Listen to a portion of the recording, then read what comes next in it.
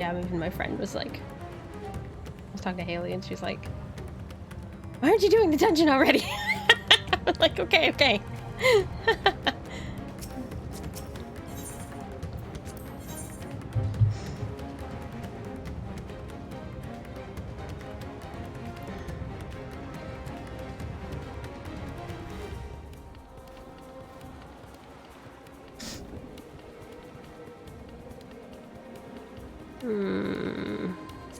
I stand ever ready.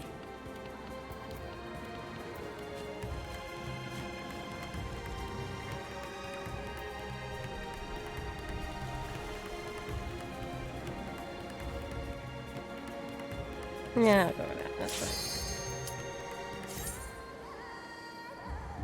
I'm a black mage, it'll be fine.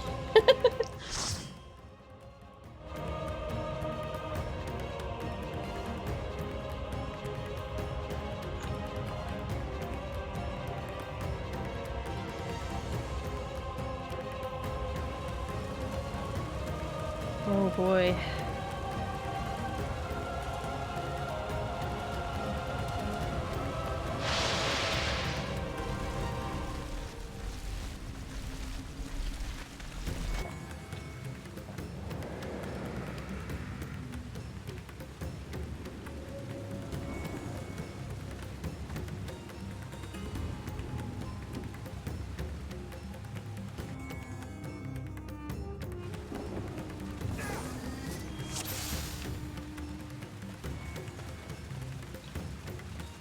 It's weird to be back in my costume. I got used to the winter one for a bit there.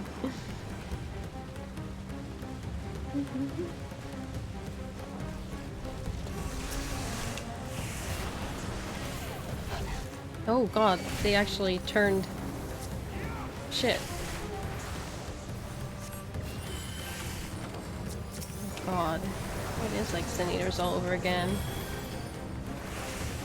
Let's see if they commented about it. Oops.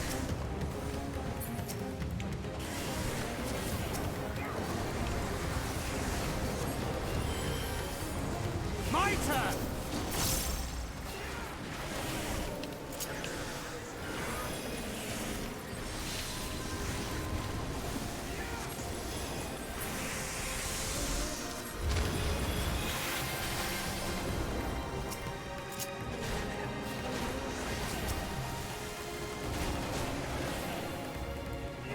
You're mine!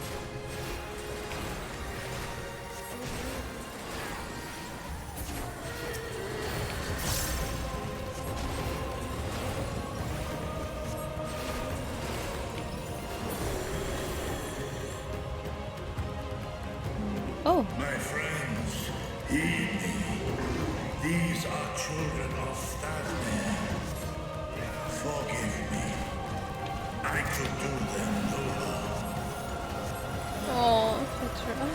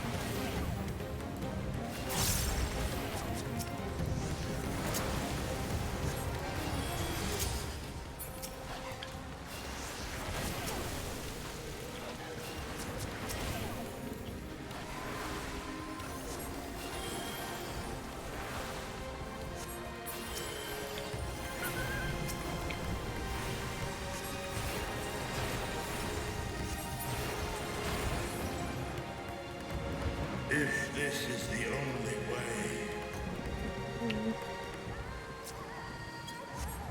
I I shall silence the beasts of the air. Pray continue onward.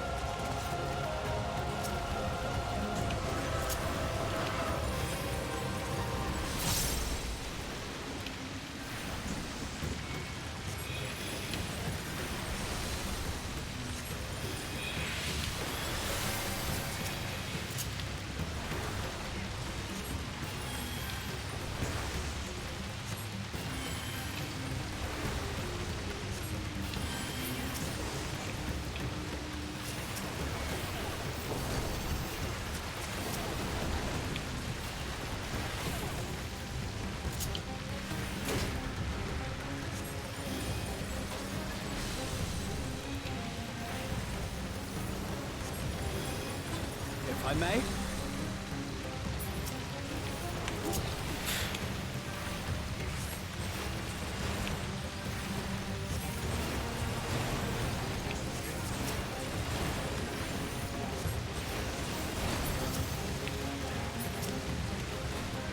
Yeah, I moved the camera down, didn't I?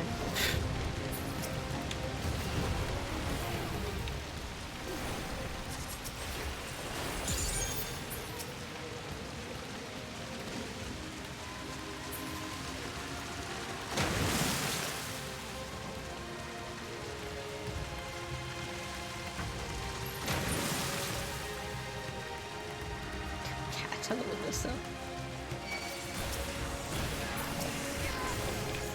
Jeez.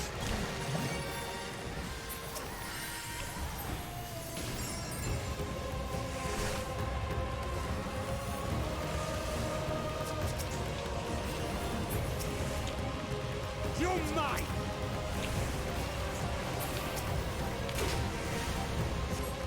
There. Oh, hi, Kyoshi. Oh, thank you. Gosh.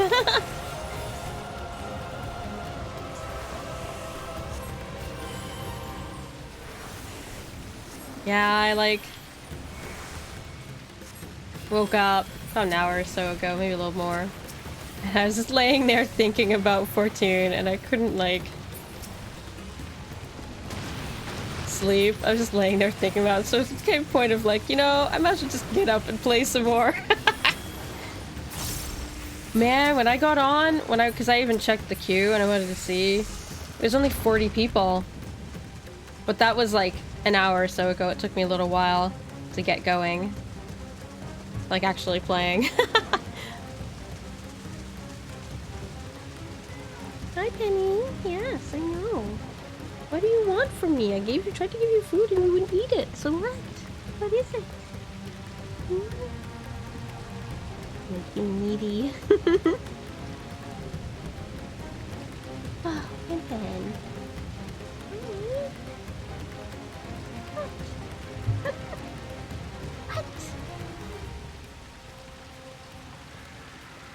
What? Okay, come here. Let's have some hugs. Oh, God.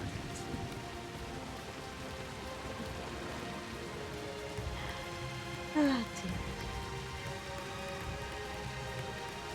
Oh, okay. Here, I'll move my stuff. There you go. You can lie down. There you go.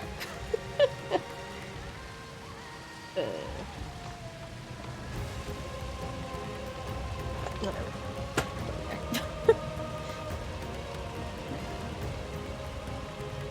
So yeah, I'm doing okay.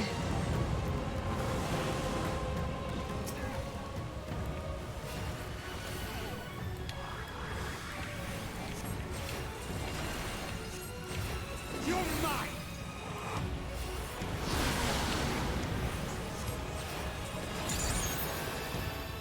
Oh, nice. Oh, good.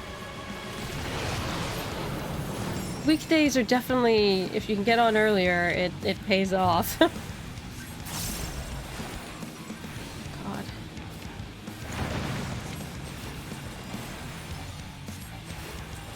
There.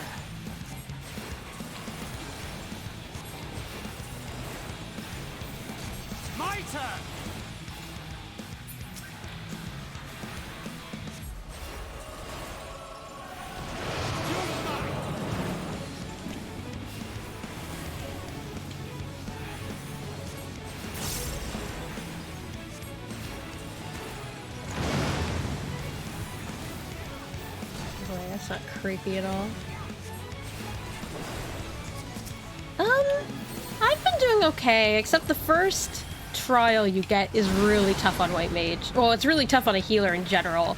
I was getting close to thinking, oh god, I have to go, like, get some levels on, like, Red Mage or something, or I'm never gonna get past this.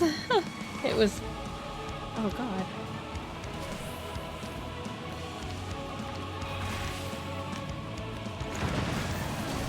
Oh god. That's mean. Oh, good lord. My I turn. will end this farce. Oh, I think... did you miss? You still...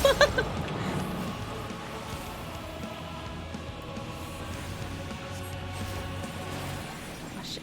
Oh shit. Oh shit. There.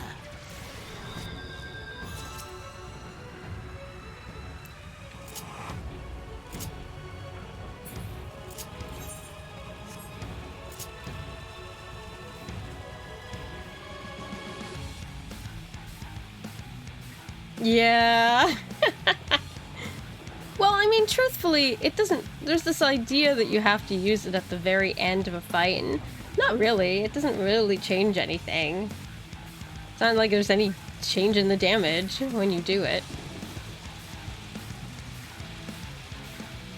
The more the problem was just bad timing because the boss moved. If anything, it was a little too late.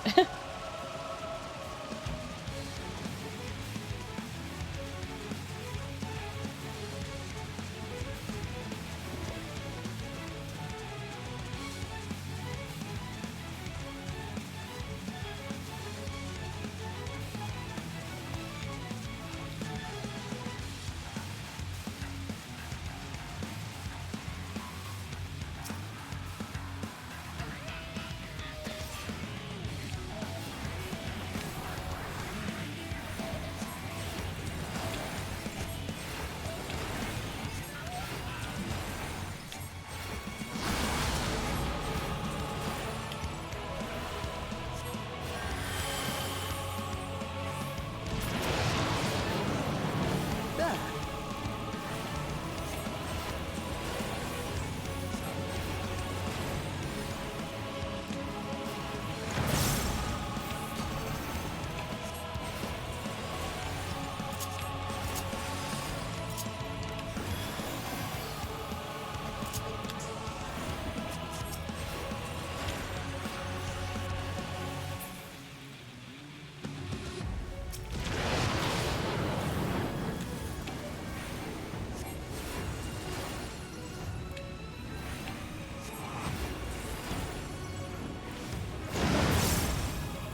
I'm like, okay, I'm following them this time more closely. When in doubt, follow your NPCs. There.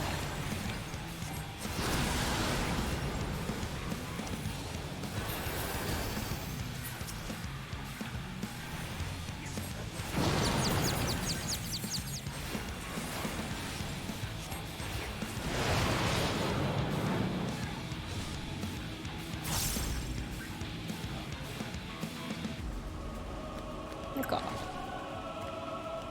Nope.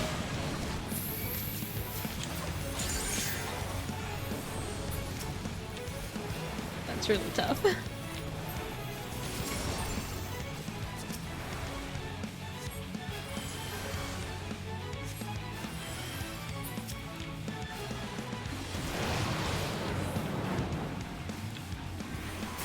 There.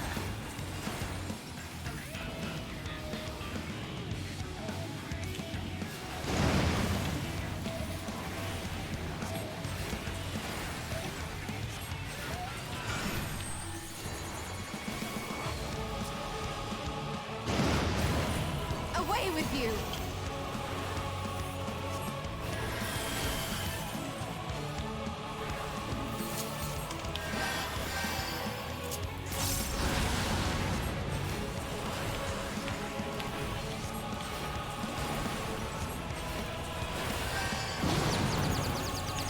no, not again.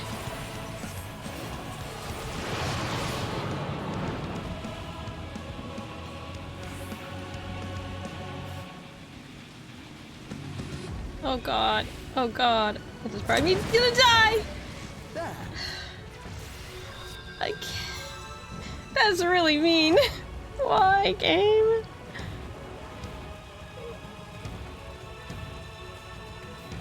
You're suddenly expecting me to, like, control my character the opposite way. Why?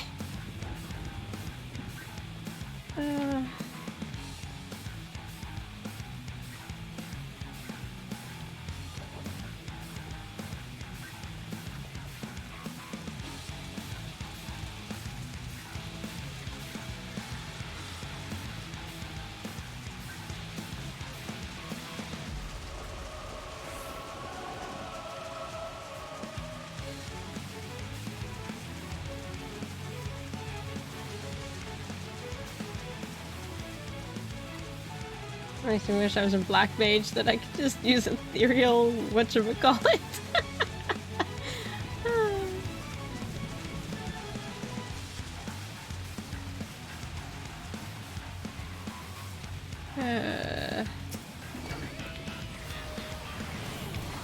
If I may.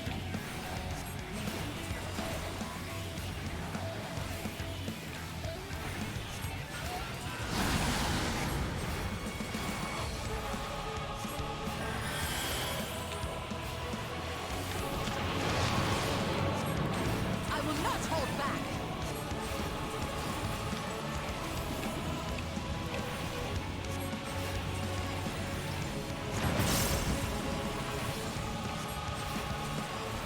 There.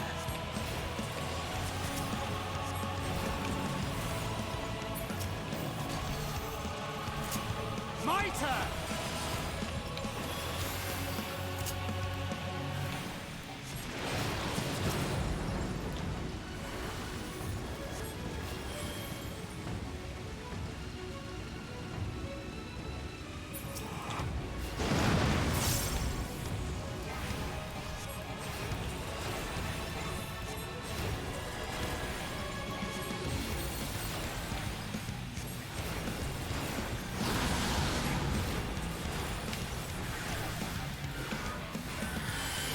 You're mine!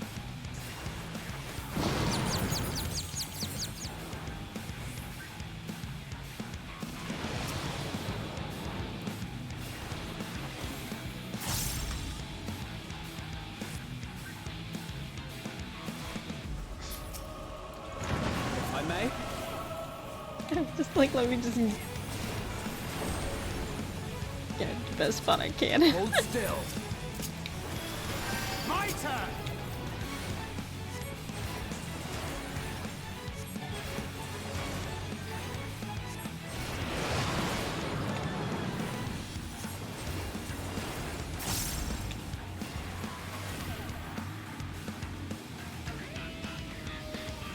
If I may.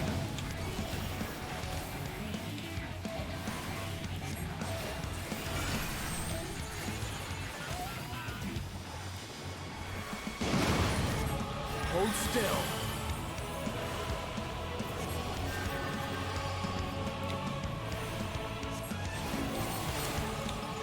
Gloves are off. I will not hold back.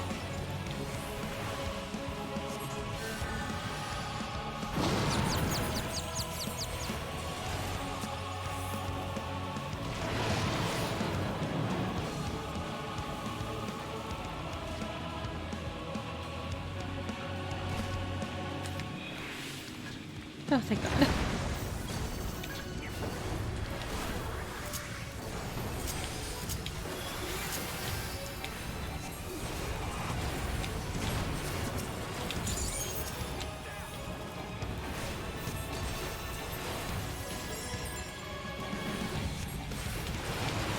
You're mine!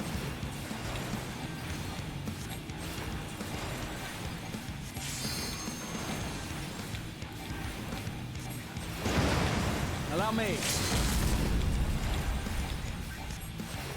Oh. Use it, guys. Allow me. Away with you. Oh, nope, dead.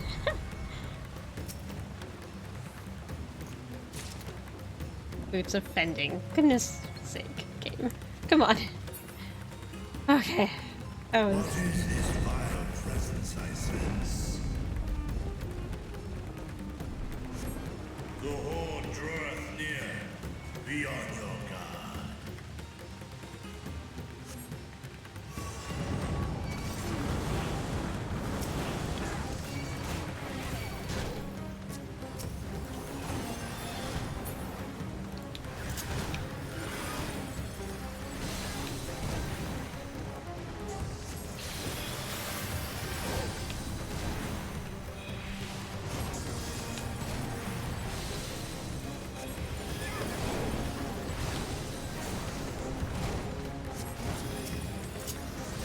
My turn.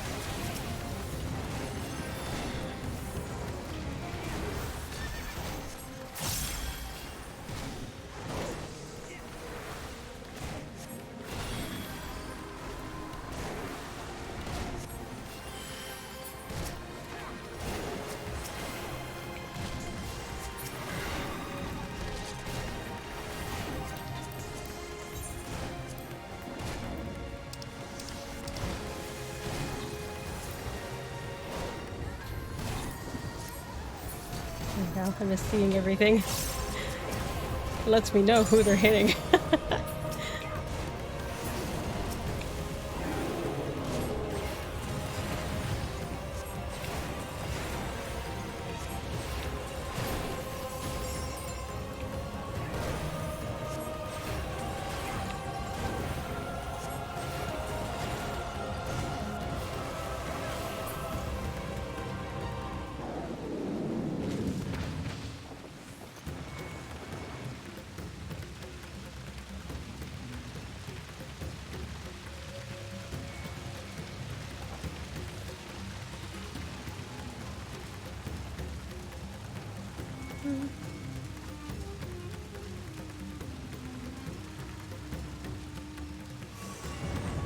Oh no.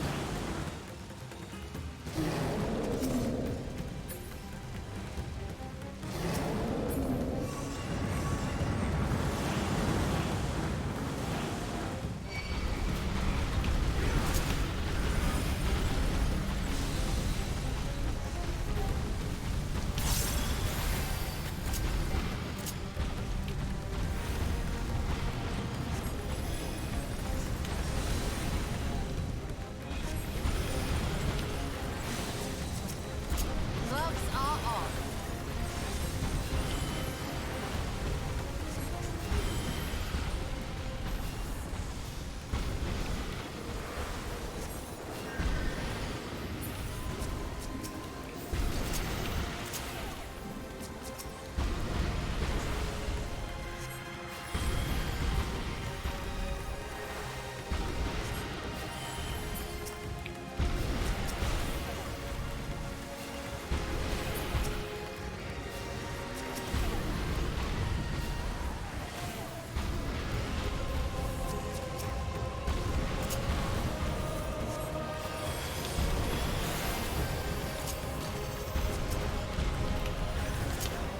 If I may.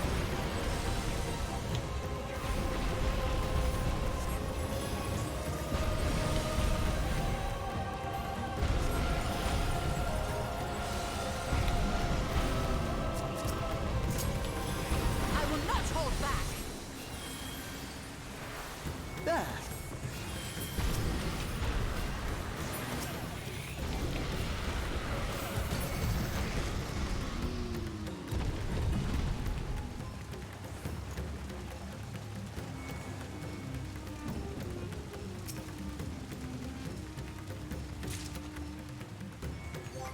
Oh, casting.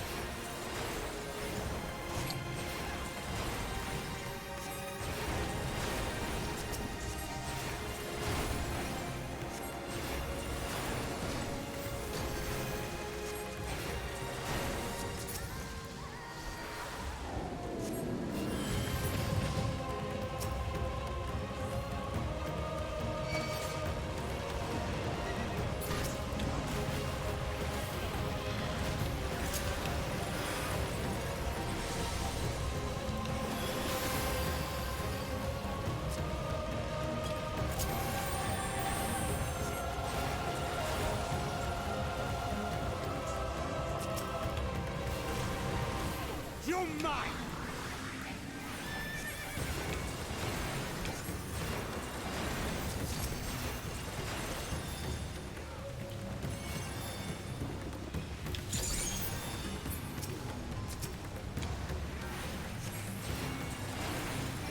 You're mine!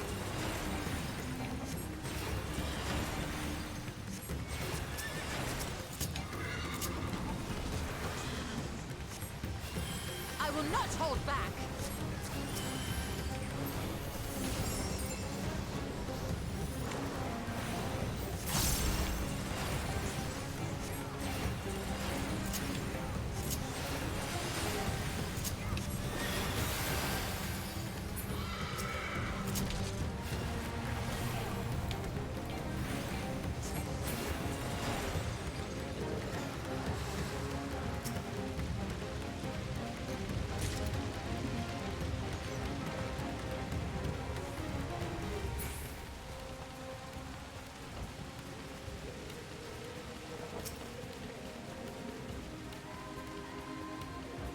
Sense in Allow I will me. end this farce. They both are trying to do it. Who won? I don't know. You rocked it.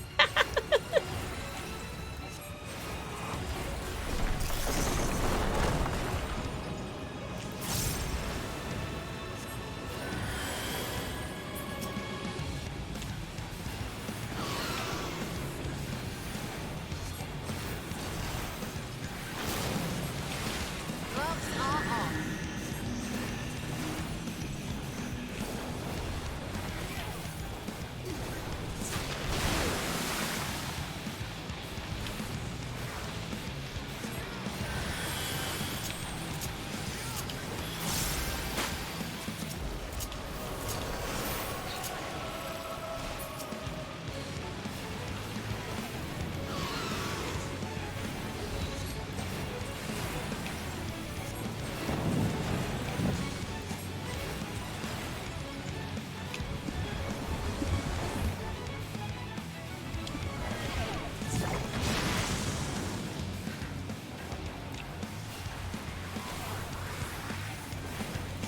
I haven't seen him in a while.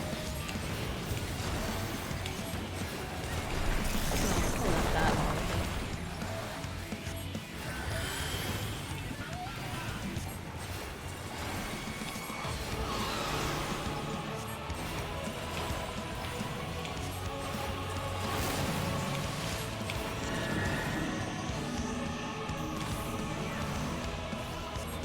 There.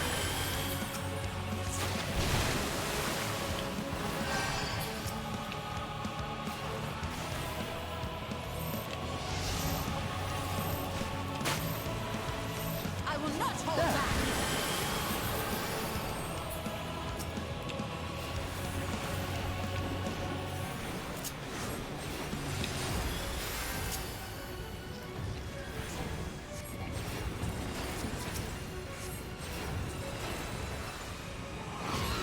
There.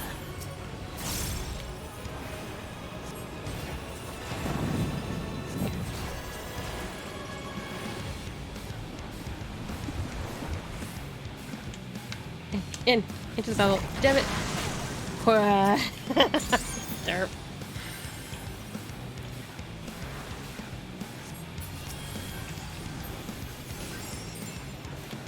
Oh well, at least I'm okay. Phew.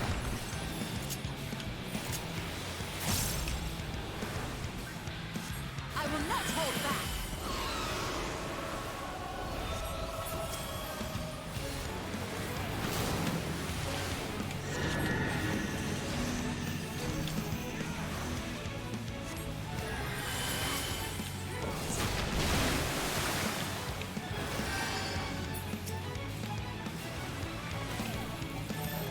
There. My turn!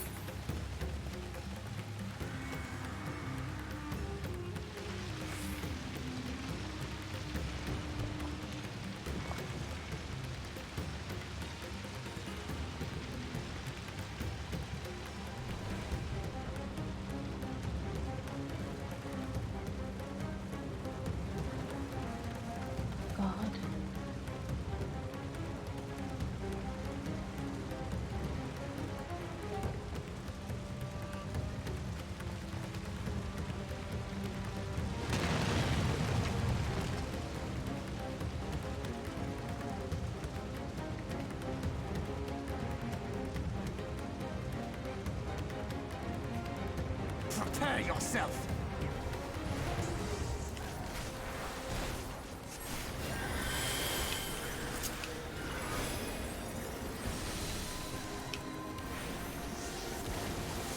You're mine.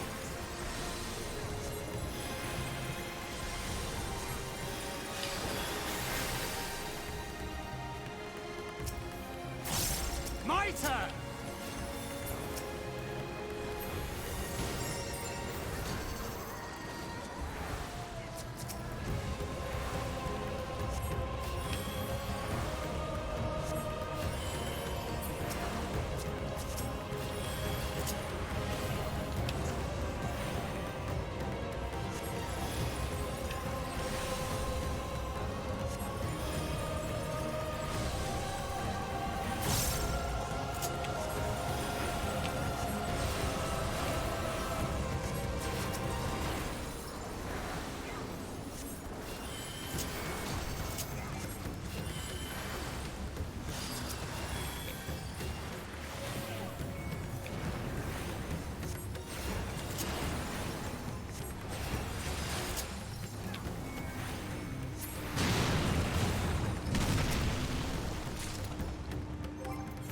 I don't think I've gotten anything for Wing Rage. Nope.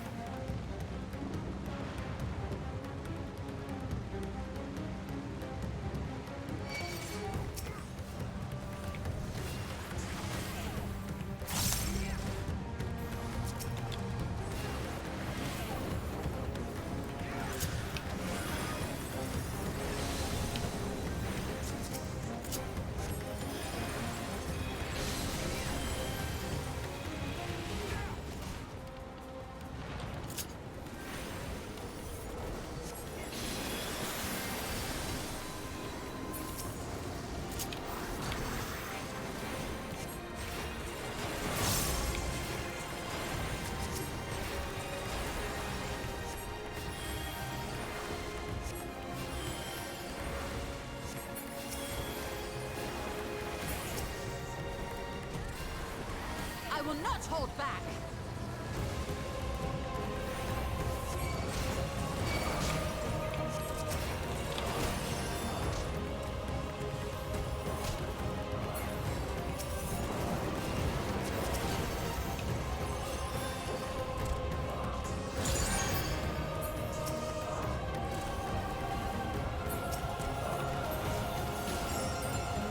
You're mine.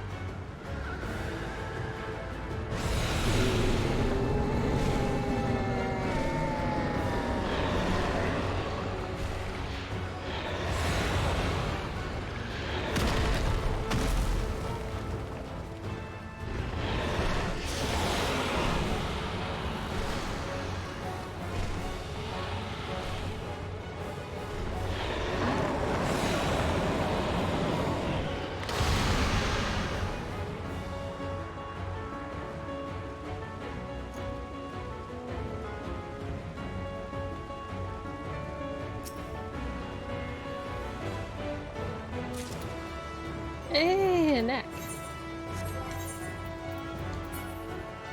Okay.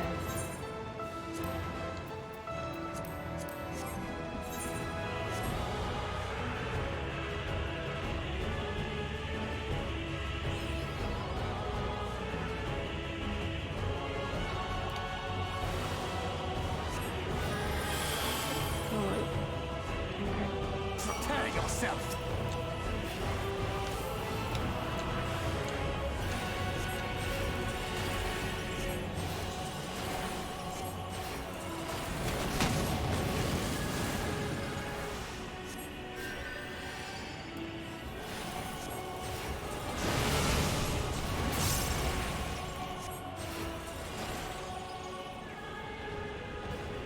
God, where do I...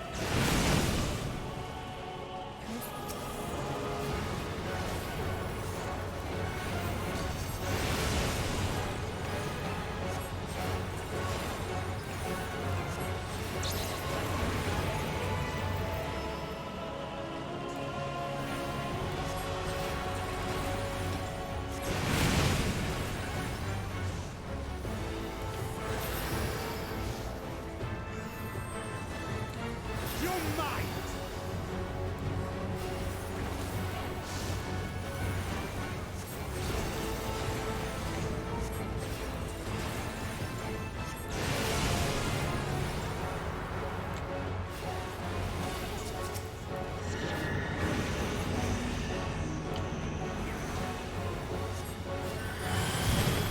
If I may.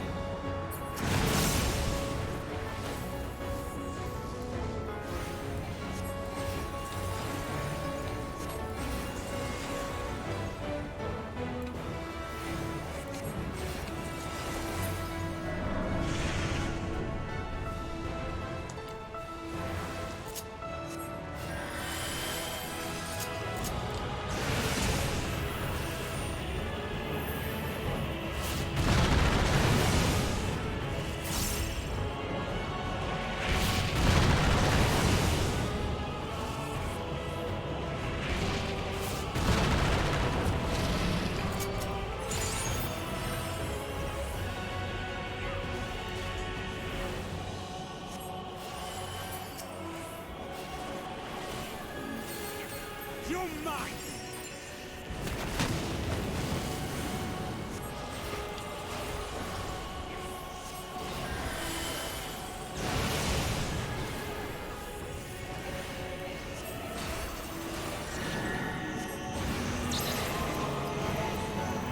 Lord.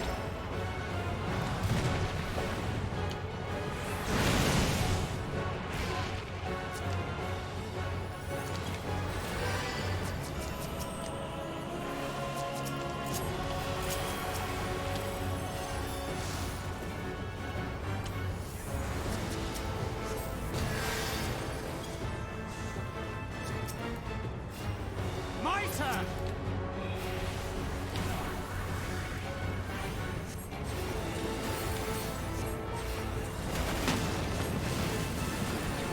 You're mine!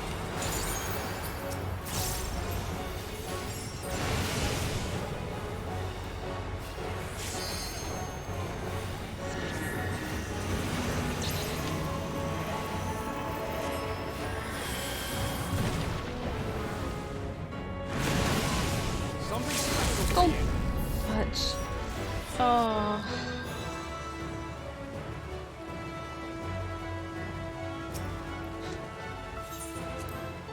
Ow.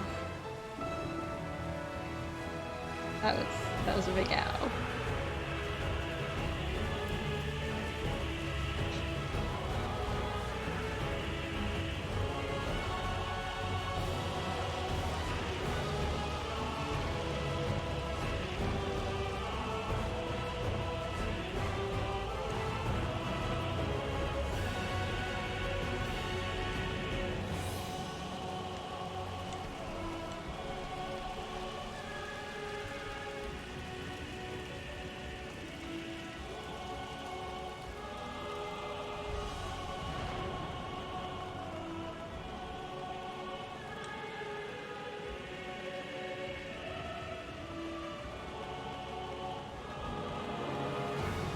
Man, that was sucked. It was like at 30%.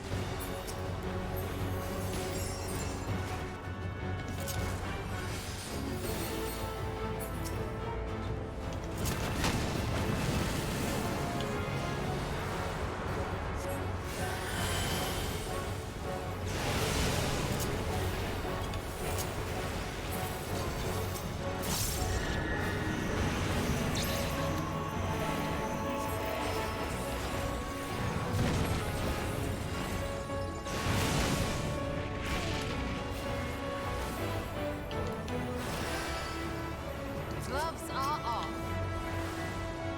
You're mine!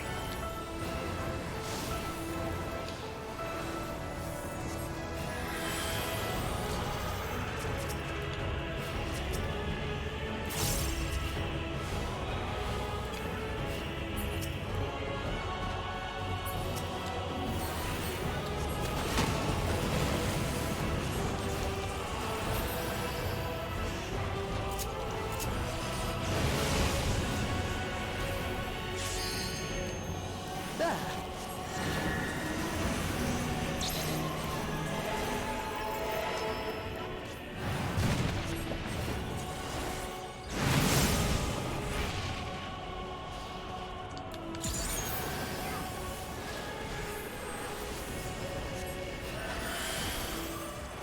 Something special for you.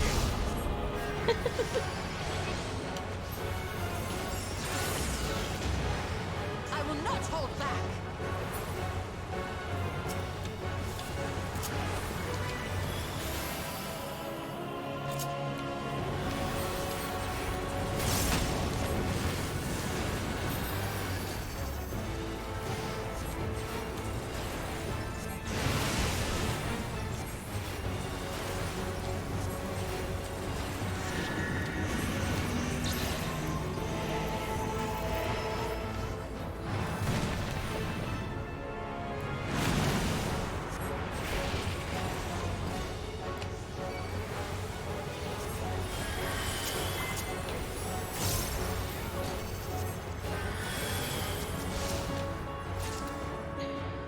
Phew.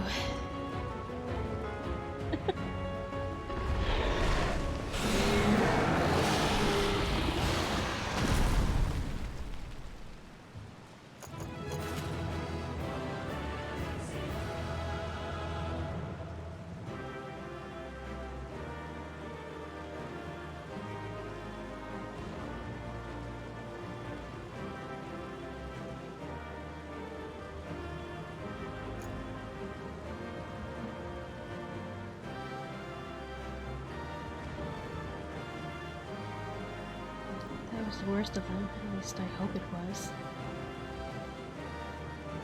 Not just the person it once was. The horse of Amarant, born anew.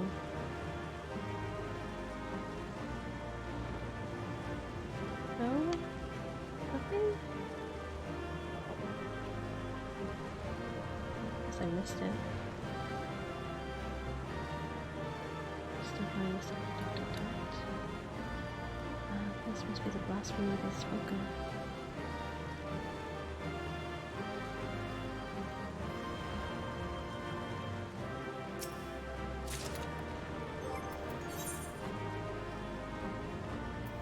Ooh, white mage feet.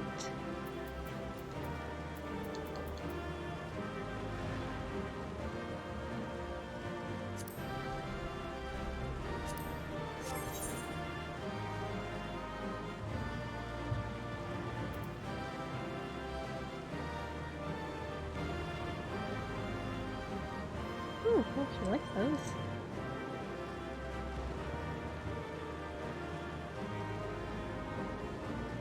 Maybe not with this dress necessarily, but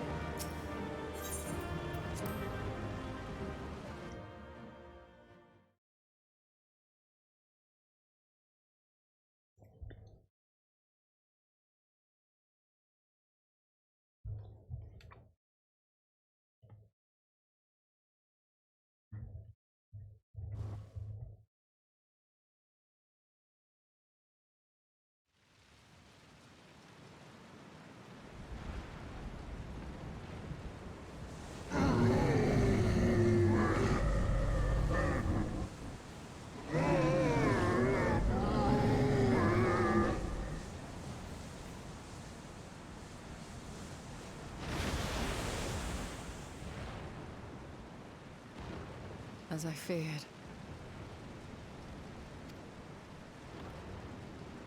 What is it? The beast was there, and now it is no more. Yes? Indeed. We saw it plain. But You didn't, did you? I saw nothing. Not the blasphemy that perished here, nor the other men turned beasts. And because of this, I now see all too well. There is no ether. Where the creatures should be, I saw naught but emptiness. Emptiness? But that would mean... Recall the words of the Watcher. 'Twas a stagnancy of ether, a cessation of flow, leading to decay and absence, that led the ancients to conclude their star was dying. This is the same phenomenon. The instant these people are seized by the transformation, their ether begins to rot and crumble away like dried mud. Until, from their corporeal forms to their very souls, naught remains. But the beast spoke with its dying breath. Surely at least a sliver of the man it was endured. Mayhaps so. But even if the process was incomplete, it was little more than a faint residue. Gods be good. You're saying they cannot be saved? Not by any means known to me. Or by any means at all, like as not. For there is naught left to save.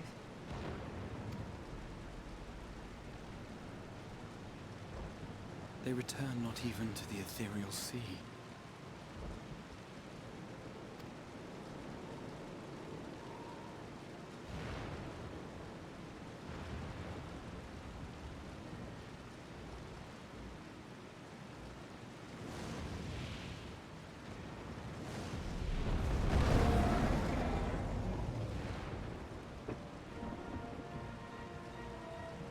The beasts rage on, their hunger insatiable. Even deprived of their master, they perpetuate his legacy of hate.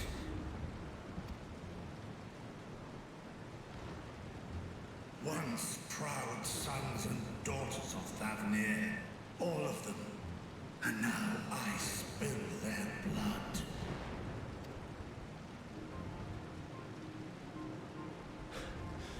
Vitra, my friends, I am heartened to see you safe.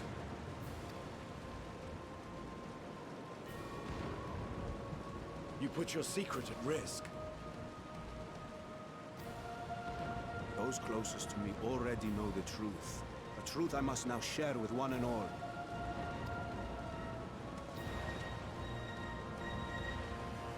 Vitra, calamity has come to Razatan. Our fair nation is rent by screams of pain and despair.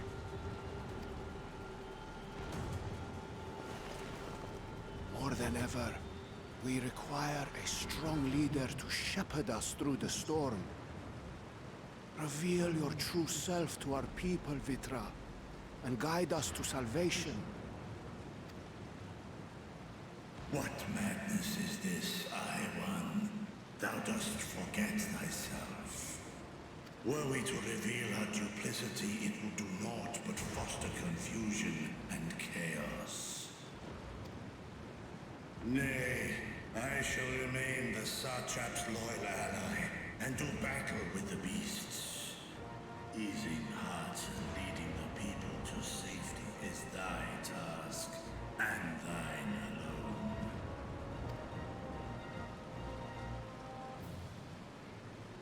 I ask that you remain at Ahewan's side, and render unto him what aid you may. I know not what lies ahead, but without you, Radzetan will not survive.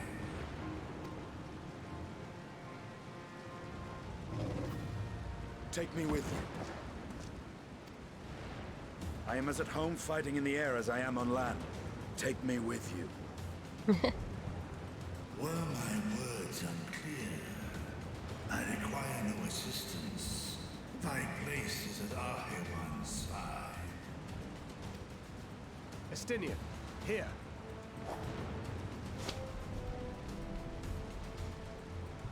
The last thing you ever wanted. A link pearl. We'd gain much from knowing your elevated perspective. And it'll keep you from getting lonely, which I know you love. You heard the man. Seems I'm coming with you after all.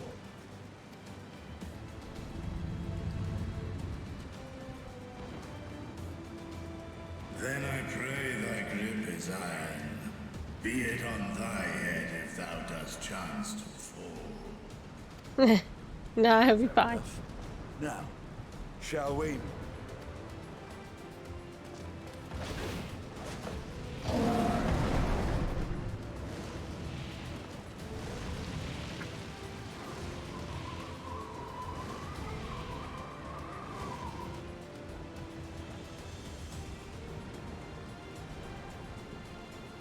I fear it is as Vitra says. We will not survive this on our own. While I am loath to impose upon you again. I would insist if you did not. 'Tis the very reason we have come. Then once more I find myself without words to thank you properly. Let us return to the capital and plan our next course of action.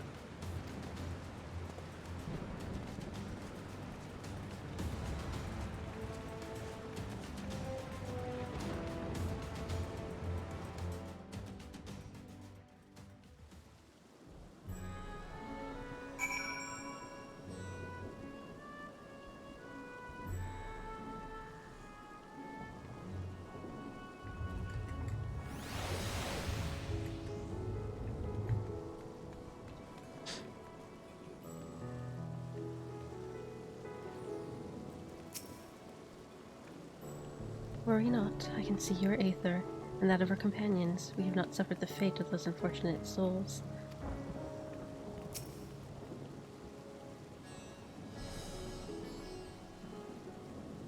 The stillness in the air puts me at ill ease, and you must be wary.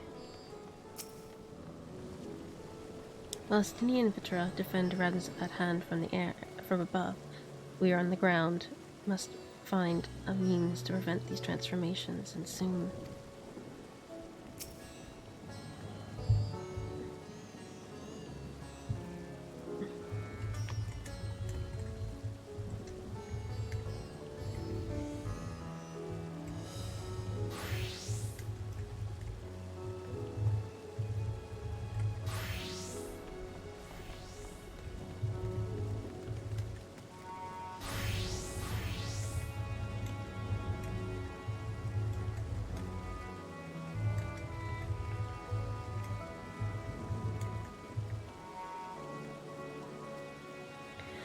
After so long, and so many sacrifices, we finally found a way to cure the tempered, but these poor souls, they vanish without a trace. Is there truly no saving them?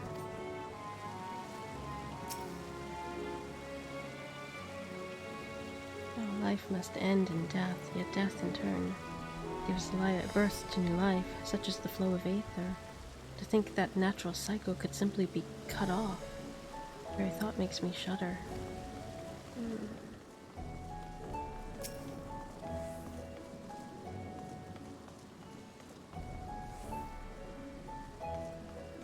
Our radiant host has eliminated the immediate threat to the city.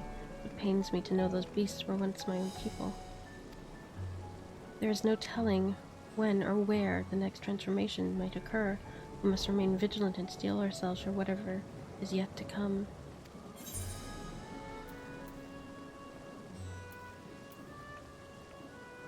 Yeah, I'll pass. I don't need to die right now.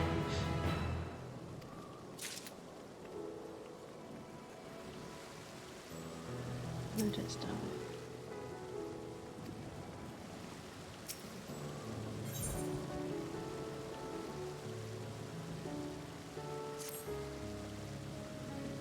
Forgive me, my friends, but I must return to to Meghaduta for the time being. There I can better manage this crisis and dispatch my troops as the situation demands. In that case, we shall carry out an investigation of our own here in the city. Mayhap the residents can tell us more about the first transformations and the conditions under which it occurred. can ascertain what exactly triggered these tragic events. It may give some insight to a possible solution. Time is of the essence. Let us split into 3 groups and we might cover more ground.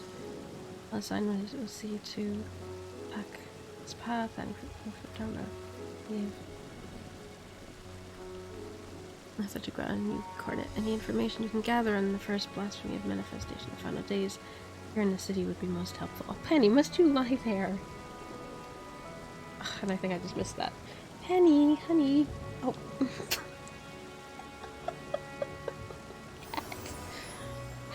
She's right here in front of me. Luckily my keyboard's off to the side, or she'd be on top of that too. Where is we from today? Hmm? Trouble.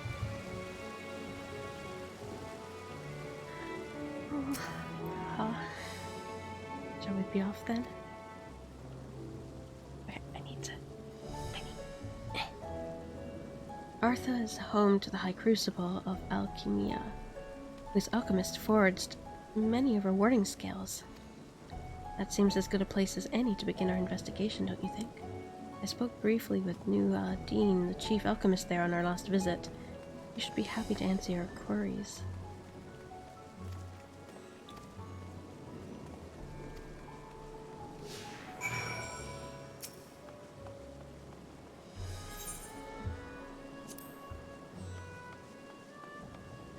Respond, speak to Nahadin. His discerning eye may have revealed truths we overlook.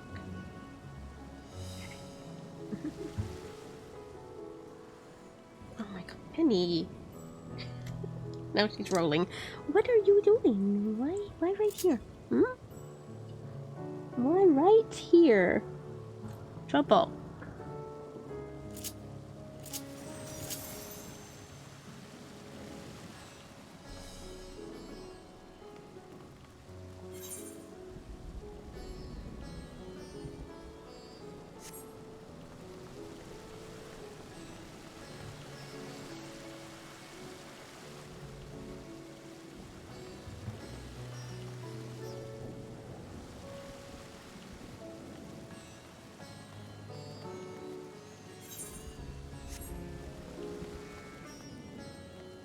Okay, this way then. Oops. Don't mind me, just going the long way.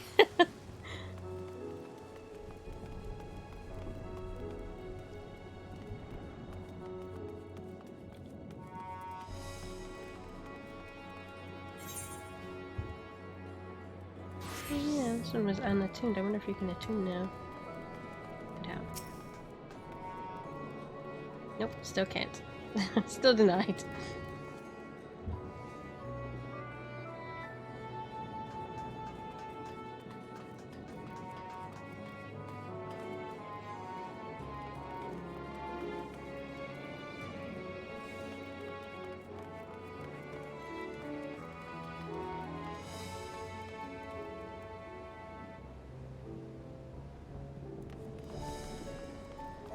Oh, pity. Okay, no.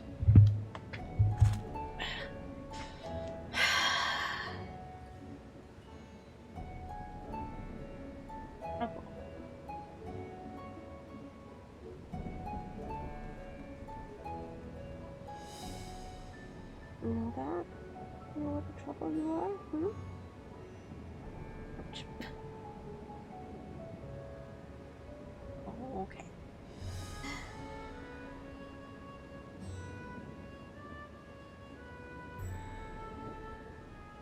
Avocado break, apparently. Didn't like I was paying attention to a different cat. Hmm? Is that it?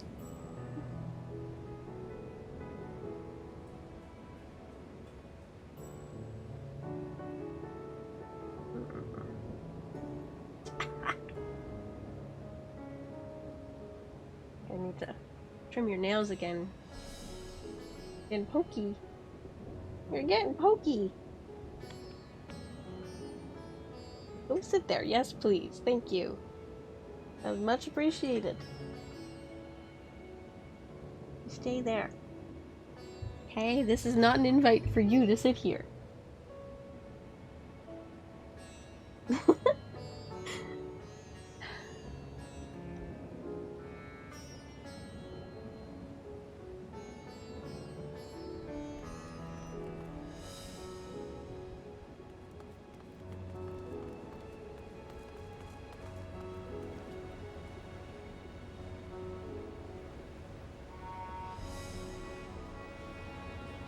Wait, did I really get to bring Graham all this way just to go to this one spot?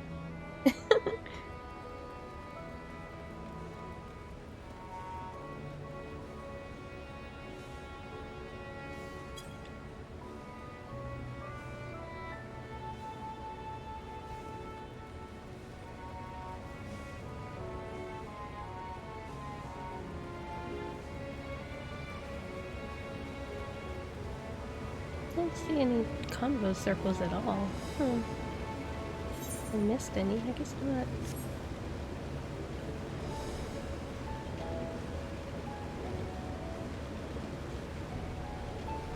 Yes.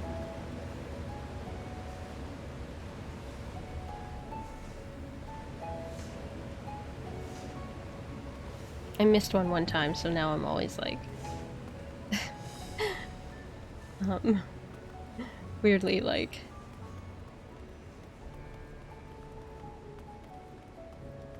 trying to make sure I don't miss any. I don't see any, I don't think, but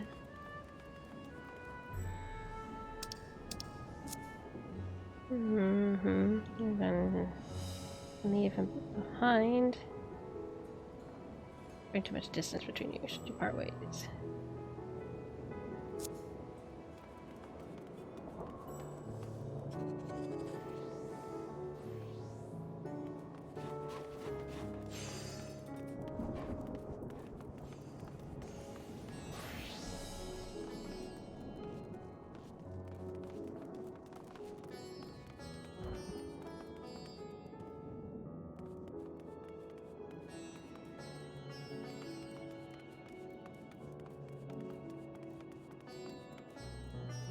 I think there's nothing else. Man, this place really is like a maze.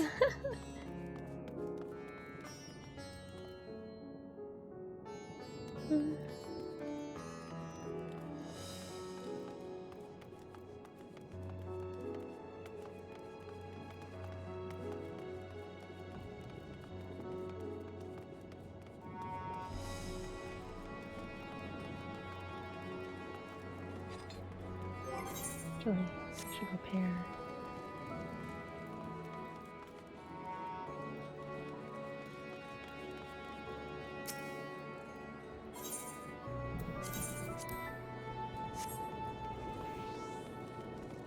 Curious. Oh wow. I walked down through here.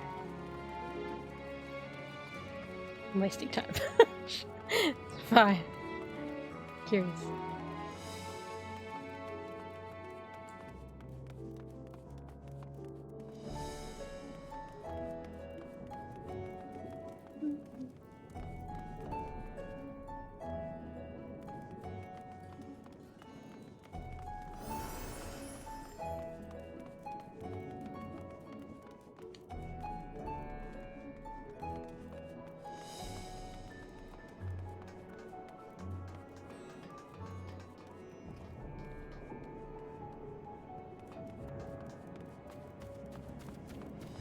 Oh, pretty.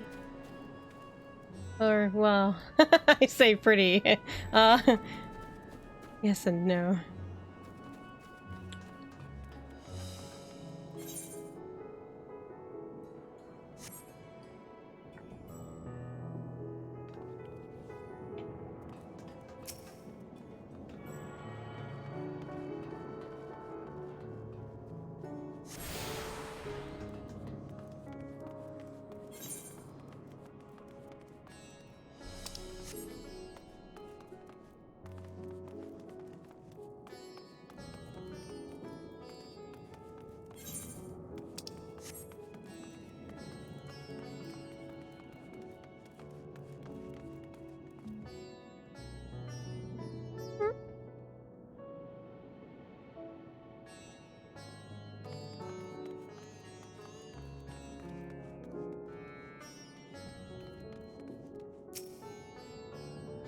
Okay.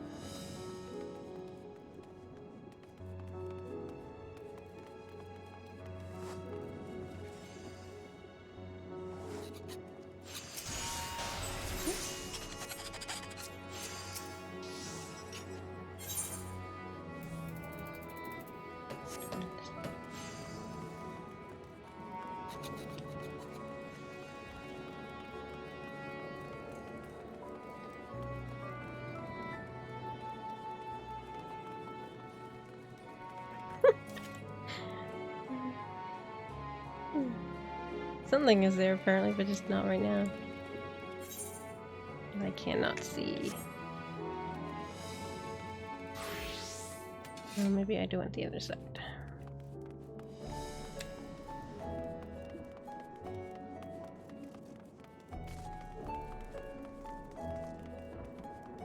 Oh, if I run, he'll run.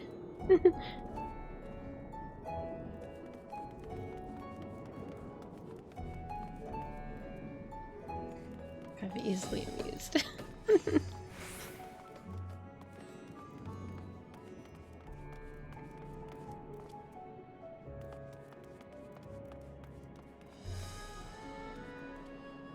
Tyria. Well, it's nothing for.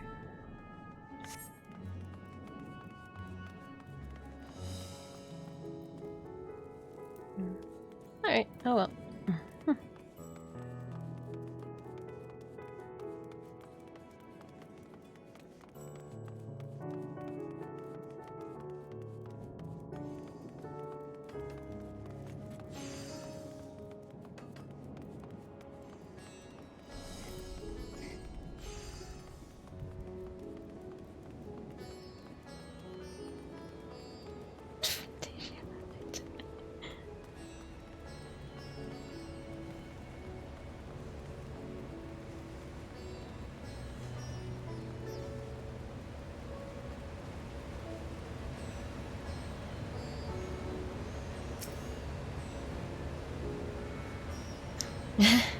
Ah, I remember those red eyes. You were with those scions who commissioned the scales from us, yes. I welcome you back to the High Crucible. What brings you here in these troubling times? We are assisting the Satrap in an investigation of the crisis that plagues the city. Did you happen to catch sight of any of the creatures? I did. As I was going about my work, I was disturbed by crashing footsteps so powerful that the very ground shook. I rushed outside and I could not believe what I beheld. The night sky was burning. Suddenly, I heard panicked screams coming from the direction of the Bal Shahan Bazaar. In the next instant, a monstrous beast poked its head out from amidst the stalls. A handful of the Radiant rushed to the scene, only to be sent sprawling as the fiend and its minions propelled themselves skyward. So the blasphemy came from the vicinity of the markets. This knowledge might prove useful. I thank you for sharing your tale. Well, I do believe we now know where we should inquire next. To the bazaar, then. Oh, okay, where we just were. Whoops.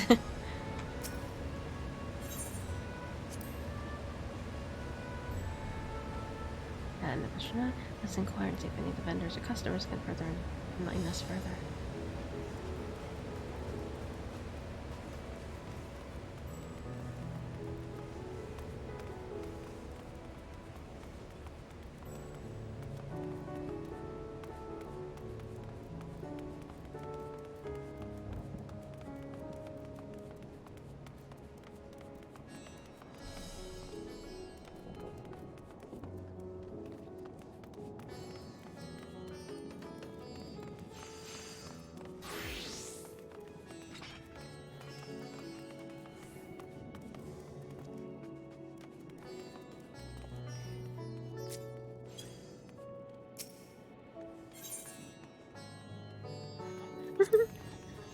So this is the Venerian weave. I must say, it bears a resemblance to the traditional fabrics of Corvos. Small wonder, really, given that it's just across the water. Not that I'm much of an expert on Corvosi culture, of course. I've not had the occasion to visit my ancestral home since coming to Charlian, and like as not, I will never reside there again. That said, in recent days I've felt more acutely aware of my heritage, and grateful for it. It is thanks to my forebears that I inherited the royal eye, and with it the wisdom of ancient Alag. And so, well, I simply hope that my countrymen are safe, and that one day, when this calamity is but a memory, I would like to see Corvos again, if only once. Aww. Oh, just checking. Making sure.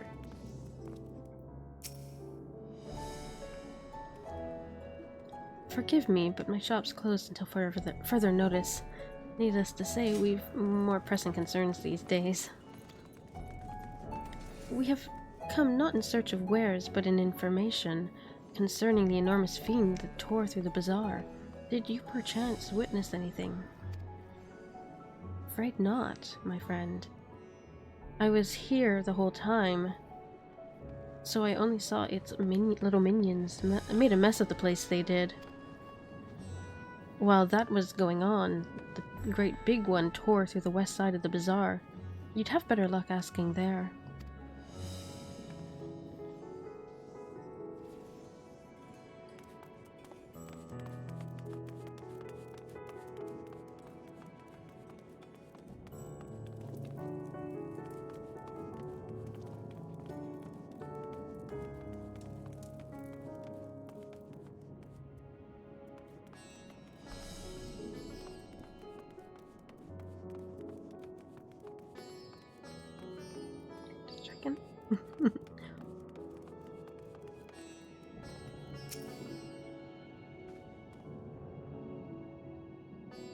Is something the matter, traveler? If you are lost, perhaps I could be of assistance. Your offer is most appreciated. We are not lost, but we are in need of information. Might you know anything about the gargantuan beast that rampaged through the bazaar? Aye, I saw it all, though I wish I had not. I was going about my work when all of a sudden a piercing scream cut through the air. I turned around and there was the fiend, its massive body bursting through the entryway with the force of a tidal wave, and then it was gone as quickly as it came.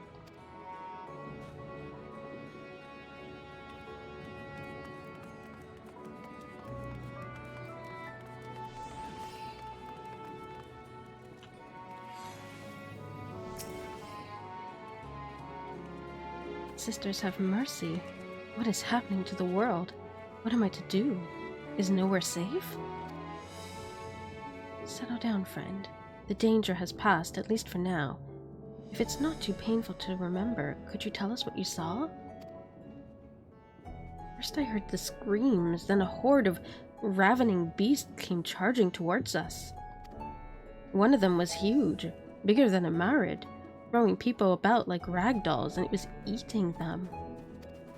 I hid under the counter, saw others do the same. But the shrieking and wailing kept getting louder, more voices in the throng. Beasts or victims, I couldn't tell. I knew not what was happening. I still don't. That is enough, my good man. You were brave to share with us your tale. Many of your fellow merchants are safe. The High Crucible, too, has survived mostly unscathed. Pray stay close to your friends and loved ones, and rest your body and mind while you are able. No. I suspect that is the most we can expect from the people here to tell us.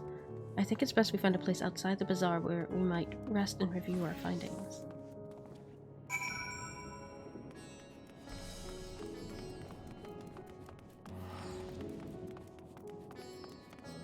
The very place I was wandering around. I knew without knowing. Oh. Or maybe not.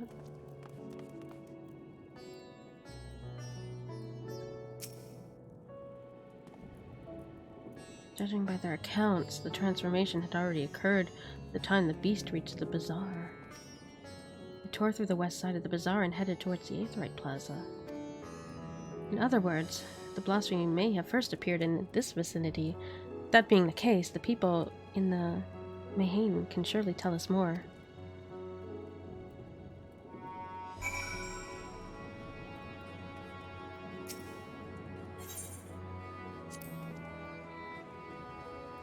See the tear in the eyes of those poor merchants.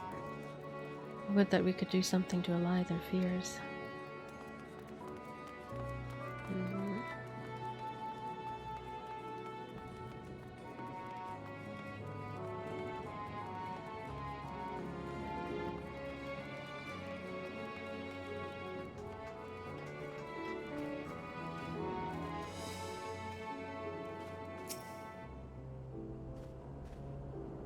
going after that enormous beast, are you? Aye, I saw it, including the very instant that poor bastard transformed. Damn the gods for putting me there. It started over there by the window. A few men, merchants probably, talking and drinking.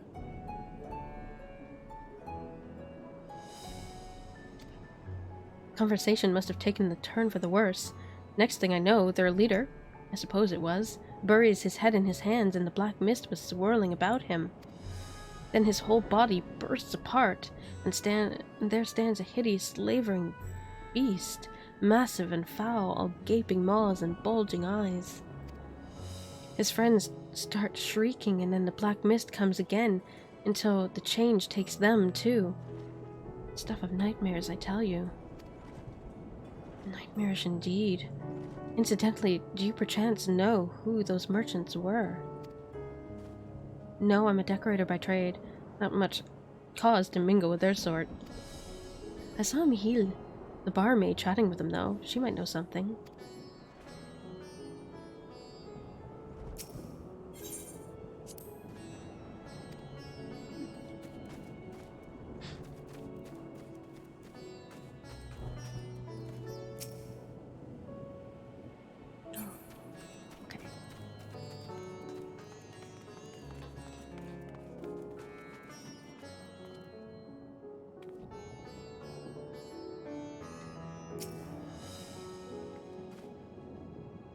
Even after repairing all that damage, it'll take a while for business to pick up again. You mean the blasphemy? That's what the Radiant's been calling it anyway. I saw it too. We all did. I was standing here at the counter as Mehraid poured me a drink. And suddenly came this dreadful sound, like a pained, angry groan. It was unlike anything I'd ever heard. I turned around in shock, and from an ominous cloud of black mist arose the creature, enormous and ghastly to behold.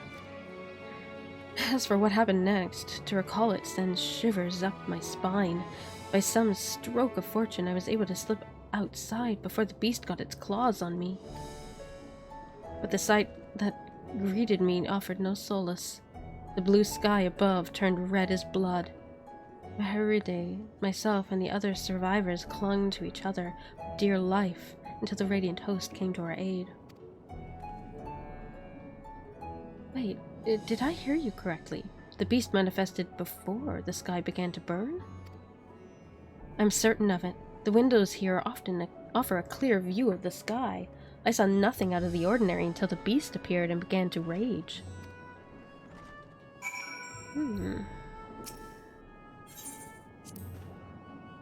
Concerning words, to say the least.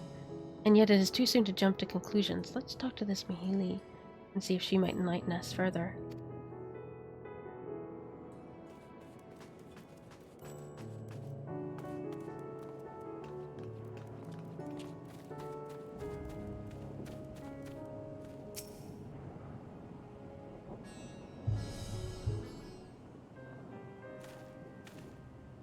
Oh, hello there. Welcome to Mehraid's Mehan. What can we get you? We have not come for libations, but rather information. You are Melil. Yes? We are investigating the so-called blasphemy on the Satrap's behalf. We hear it was one of your customers, a merchant, that first underwent the transformation. What can you tell us about him? He was something of a regular here, especially of late. Zal. Oh, shit. Kal Zahal was his name. He ran his own consortium, dealing primarily in the exports of Thavnarian specialties.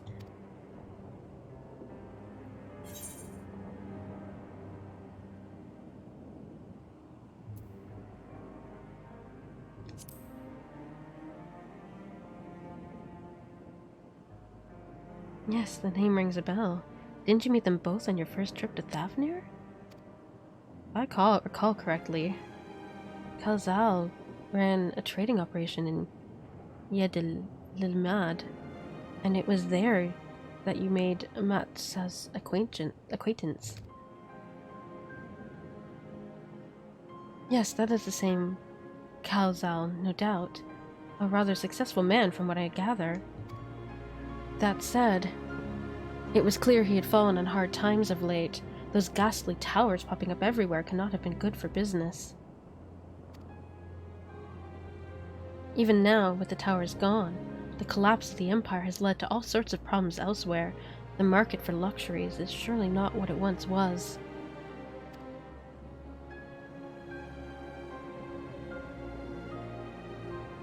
Trying times for the head of trading consortium indeed. Kalzal was a compassionate man. Even as his own business suffered, he did what he could to provide for the artisans, fishermen, and many others who counted on him to sell their wares. Indeed, it was that very topic of yesterday's meeting, as far as I could hear. Yet as they discussed matters further, Kalzal's tone grew grave and grim. It was then that... Forgive me. I would not have you recall the memory if it brings you pain. If I could, I would just ask one more thing. Did you notice anything unusual about Kalzal in particular? Please, anything at all.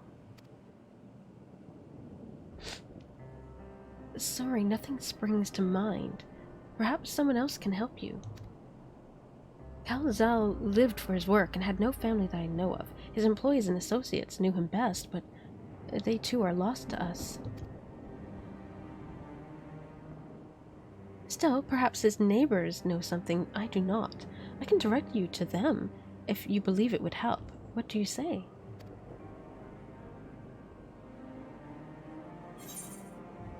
Penny, not rub my hand. Let's try and use the controller, please. What's with you today? Yes. Hi.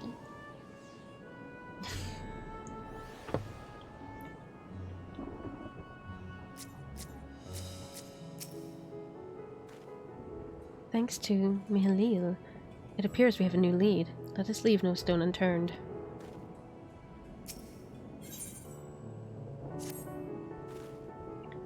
Kalzal made his home in Kama. It's a nearby residential area. From what I gather, Kalzal lived there since childhood and was known throughout the neighborhood. Kama. The name is new to me. How do we get there?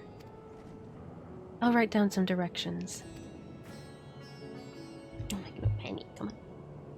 I cannot promise that you will find what you seek there, but if nothing else, it is a start. Come, let's see where this lead takes us. Yeah. Blah blah blah, details, whatever. Talking. The residents of Kama should know more of Kalzal's circumstances. If you follow Malie's directions, we'll be there in no time.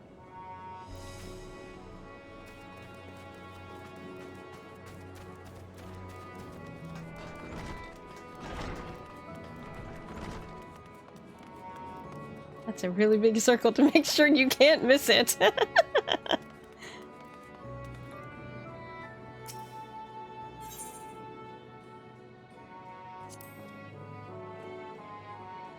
Let's see, after leaving the Mehane, we're to retrace our steps and head back towards the Aetherite Plaza.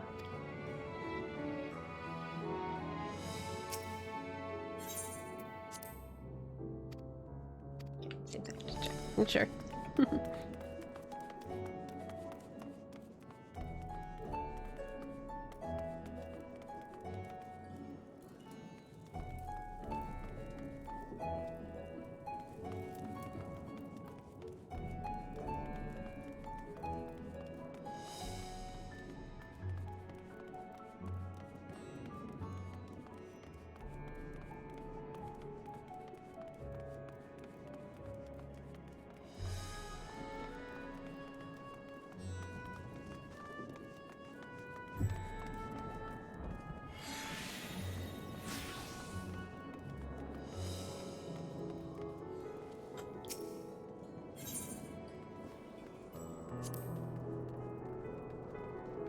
From here we ascend the stairs.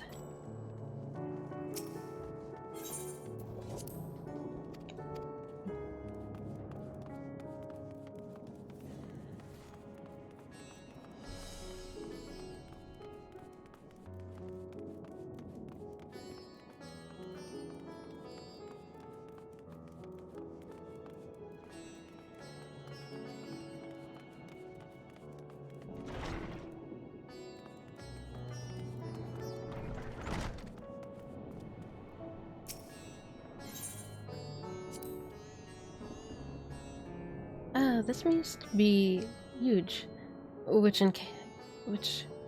which case we should take the path leading to the southeast.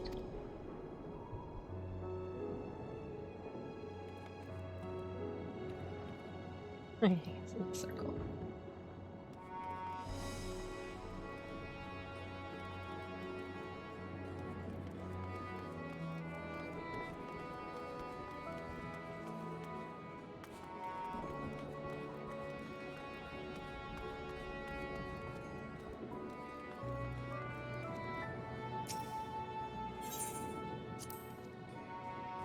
If we keep going this way, we should arrive in Kama before long.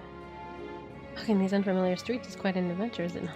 I can only hope we can explore Rad's at hand at our leisure once the crisis has passed. Amen.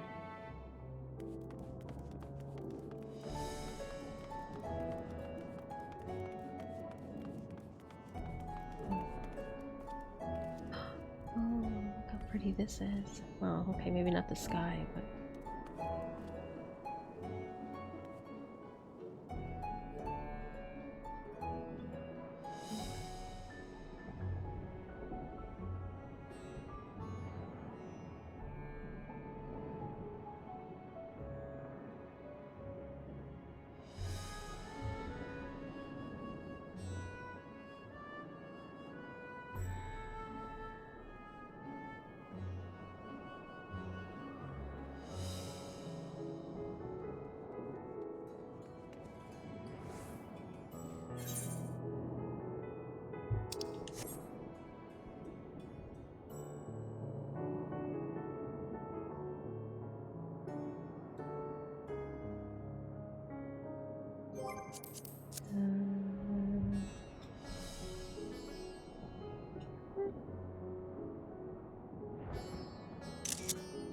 It's pretty.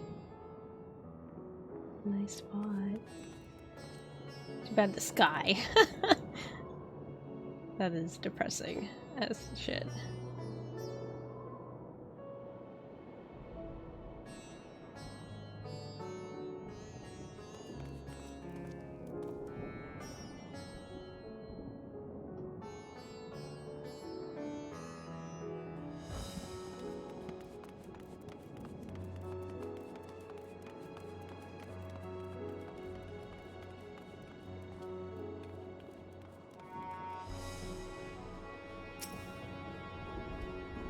And this must be Kama.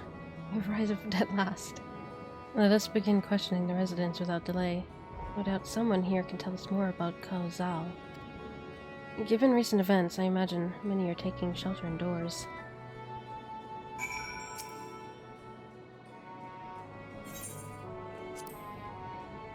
I see the streets so empty. I wonder if some residents have fled. Rad's at hand altogether.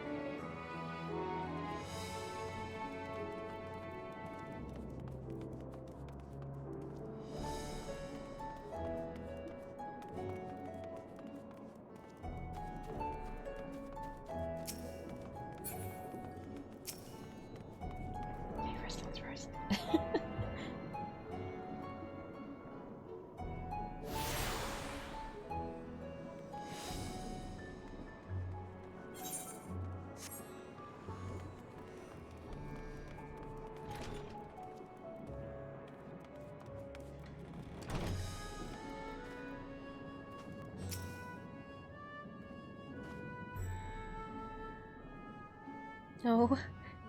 Should come back another time. I just woke up and I'm not exactly in the mood for idle chit-chat. Well, that's one way to avoid panic, I suppose. Pardon our intrusion. You may not have noticed, but great danger has come to Thavnir. I encourage you to stay alert and prepare to flee the city should the situation turn dire. But before we leave you in peace, pray allow us to ask a question or two. Did you know anything about the local merchant named Kazal? If so, did you notice anything unusual about him recently? Kazal? Kazal? I know him. In fact, we spoke just the other day. Like many others, his business was doing poorly. Still, it seemed as though he'd managed to turn things around thanks to generous order from Ruveda Fibers. Why, he was practically dancing in the streets. I haven't spoken with him since, but I assume it all went well. Jin Baha might be able to tell you more, though. As I recall, he was the one who brokered the arrangement.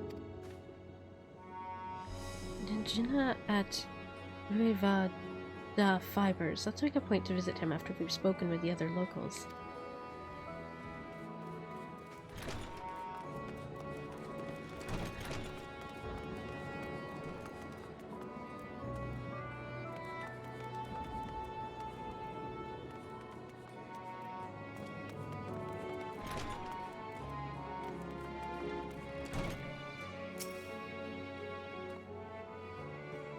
Kazal, you say?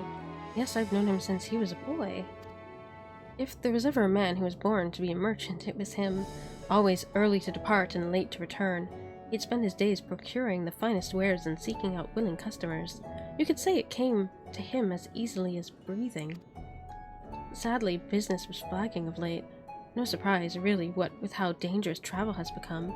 He was cooped up in his house from dawn till dusk the other day, no doubt racking his brain for a way to turn his fortunes around. Then at night I heard the door open.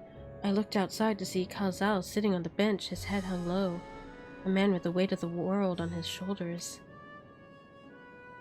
I see. The situation must have been quite dire indeed. Did you notice anything else out of the ordinary? Nothing to speak of, other than the troubles with his consortium. He was the same old Kazal, cordial and honest, like always. These questions you are asking, has something happened to him? He wasn't caught up in that terrible incident at the bazaar, was he? I don't travel much these days, but my daughters told me not to venture outside. Stuck here as I am, I've heard little about the bazaar goings-ons. Rest assured, the city is safe for now, but the situation may change without warning. I urge you, stay close with your daughter and be prepared to take refuge should the Satrap order it. Yeah, we don't want to tell him. Oh, look, someone hanging around with absolute virtue.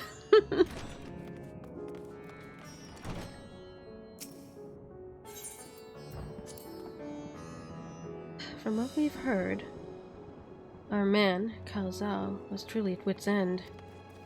And it all came to a head at the Mehane. Perhaps his arrangement with the Ruveda Fibers did not go according to plan. I expect this Dijin Baha can tell us more.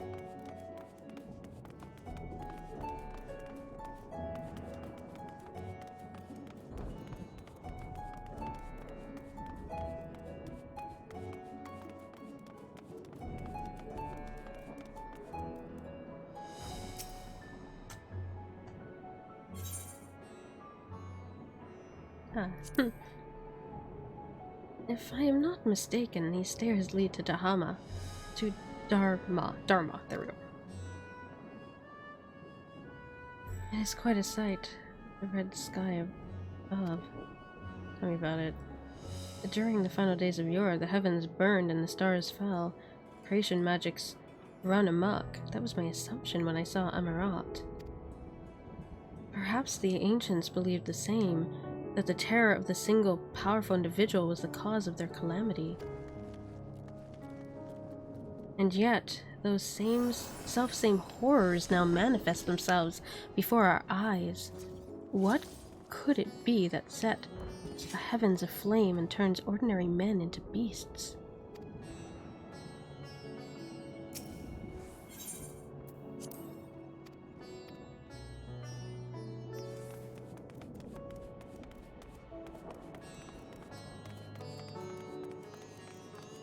Oh, I think I've got this one if I remember. I'm only missing that one that I can't. That one.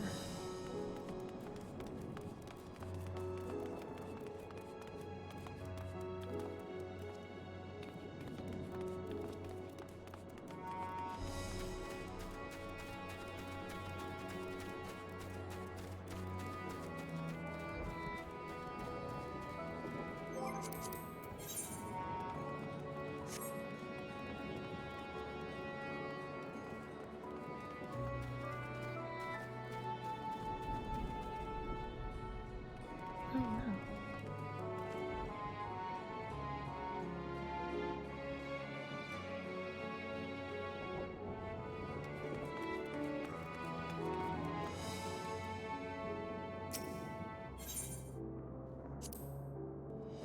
They're farming silkworms. This must be Ruve da Fibers, where we should find Djinn Baha.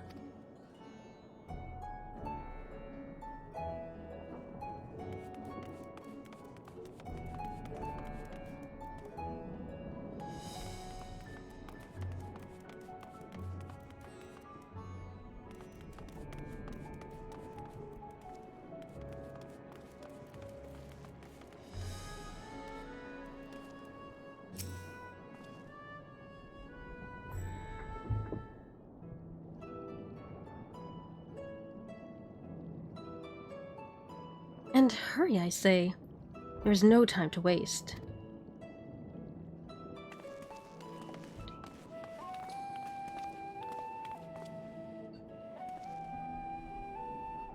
Pardon me, but you are in charge of buying and selling here, yes? We have a few questions that we'd like to... I'm sorry, but I simply don't have time to chat. If you haven't noticed, we have our hands full at the moment. We must carry all our wares and equipment to safety before those accursed beasts return. In that case, might we be of assistance? Perhaps we could speak when the job is done.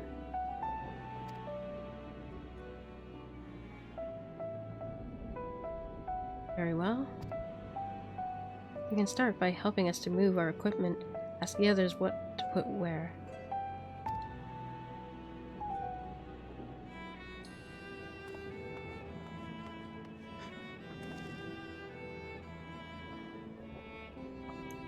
And you can carry your fabrics.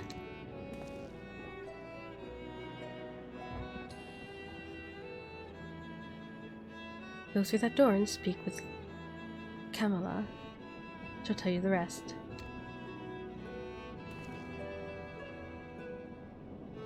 Remember, these textiles are our livelihoods. Handle them with care. It's fine. I'm a level 80 weaver. It's fine. I get you. Oh.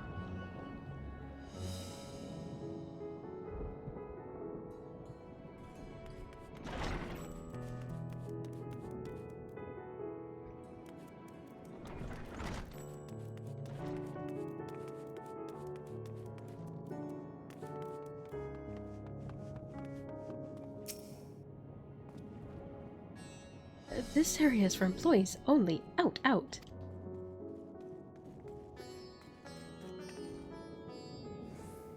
What's that? You've come to help?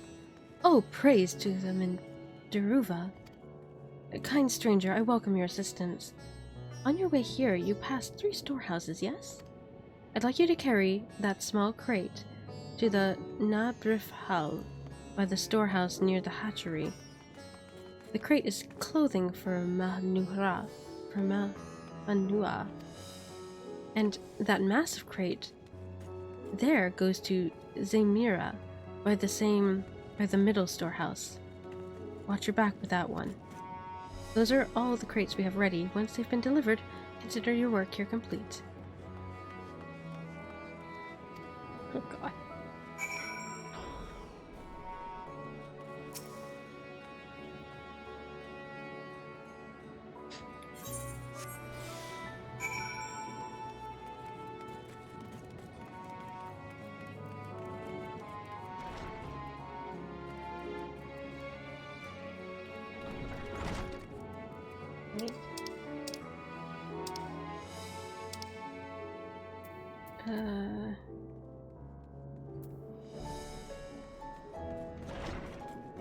Okay, this is right. Thread is it? And you've come to the right place. We thank you for your aid.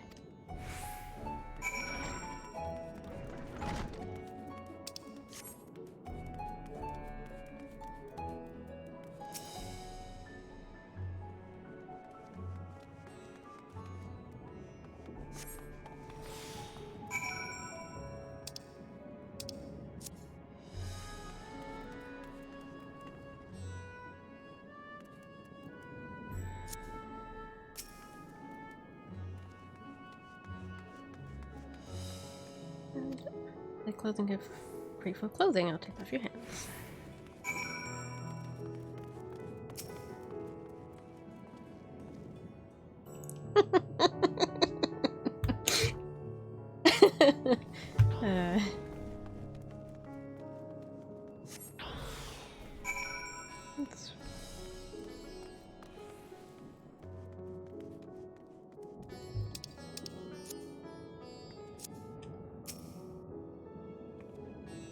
I say, you're quite a brawny one, aren't you? Good thing. That. Never know when you're going to need to defend yourself with these unpredictable times. A crate full of fabrics, is it? Exactly what I was hoping to receive. Here, let me put that away for you.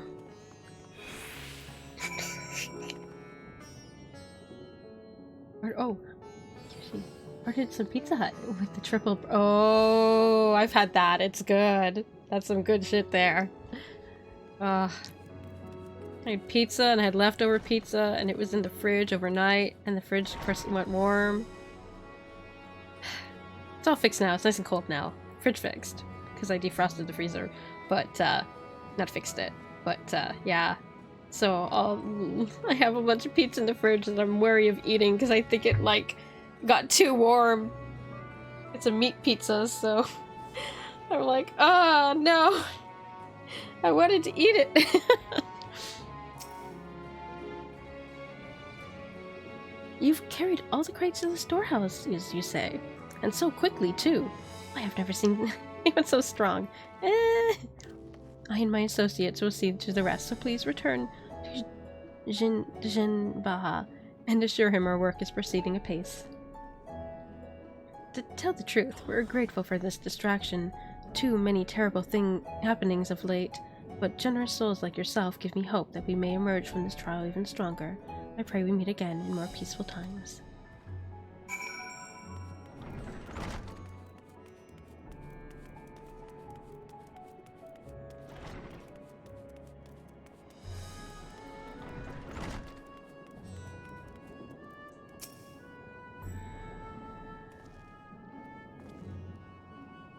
Done as I asked, have you? If Kamala is satisfied with your work, then so am I. You have done us a great favor, traveler.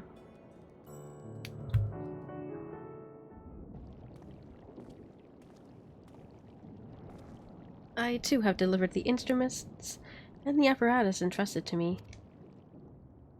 You both have my thanks. With our wares safely stored away, we'll not lose any more to those fiends.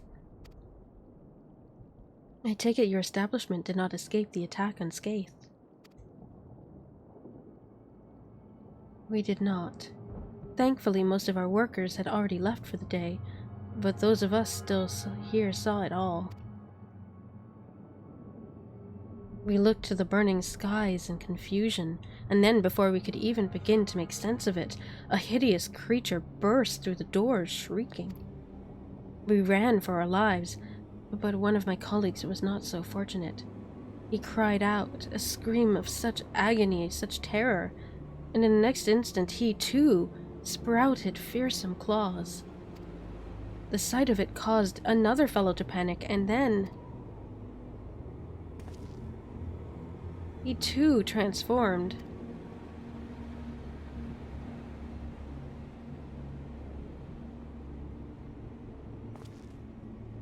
I'm sorry, was there something you wanted to ask? Indeed. You knew the merchant. Oh, hi, Squishy Fishy! Oh, dang! Well, congrats! Nice. I've not even started putting XP on any of my other jobs. I was getting tempted last night when I was trying to do the certain trial, because healing is kind of awful for it, but I managed to get through it, so luckily that was a thing. I believe he had some dealings with your establishment. Calzal, I know him well. We'd arranged for his consortium to deliver a large shipment of fabrics, but in the end we received a better offer and I had to turn him down. I understand his business is struggling, but so is ours. Another of our most reliable trading partners agreed to transport the goods for a much smaller commission, and we'd have been fools to refuse. I felt terrible for withdrawing the offer, but you must understand, we simply had no choice. He tried to put on a brave face when I delivered the news, but his dejection and despair were plain as day. He said he'd discuss it with his associates, but I could tell he'd all but given up hope. Dejection and despair.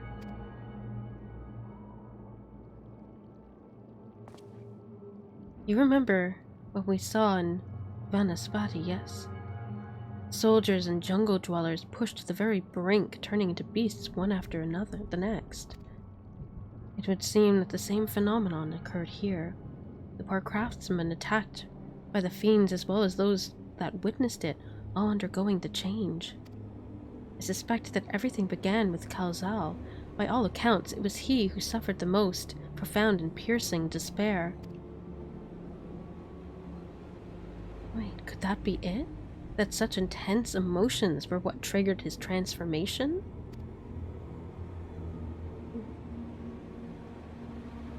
Much remains unclear, but I believe we are drawing close to an answer. At any rate, we must discuss our findings with the others.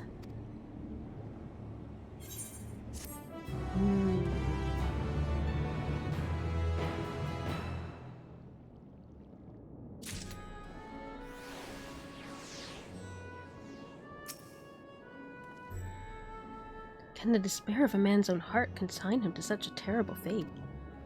Indeed.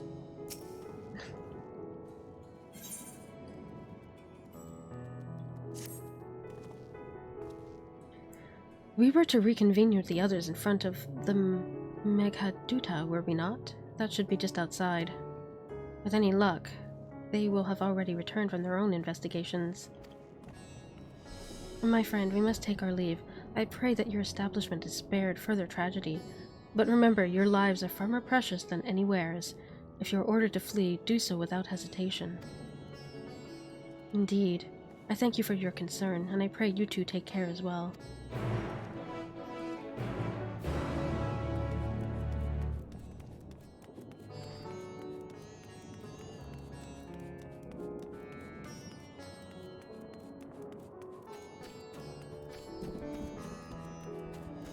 There's everyone. Hey guys! Finished your rounds and ready to share? Oh yeah.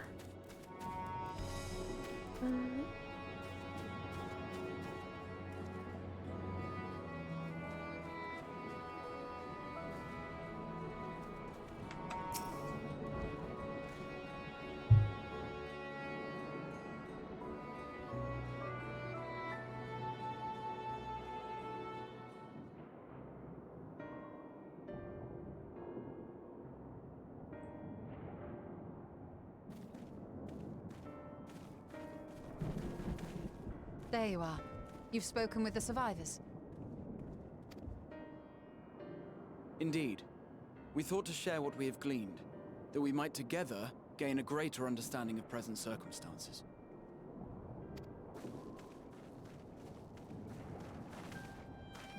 Fortuitous timing.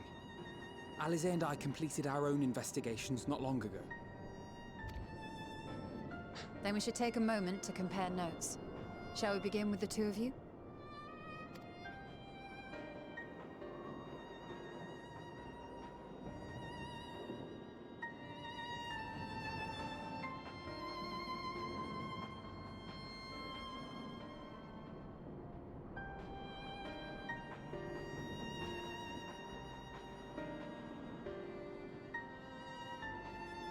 So the merchant Karzal was gravely concerned about his business in the days preceding his untimely end.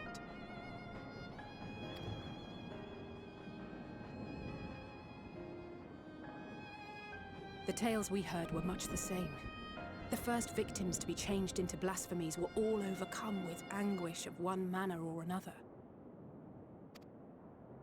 Then those who saw their loved ones stolen before their eyes succumbed to a similar panic, setting in motion a chain of transformations. Fear, unease, despair. These negative feelings serve as a catalyst. If so, then it is not unlike the calamity that befell the ancients. Oh, good. Nice. Make me hungry. I have no idea what I'm gonna make tonight. With their creation magics, they unwittingly gave form to untold horrors. Had they simply lost control, surely it would have manifested in many forms, not all of them monstrous. Yet somehow, this phenomenon is triggered solely by the darkness in their hearts, a common thread with what we now witness.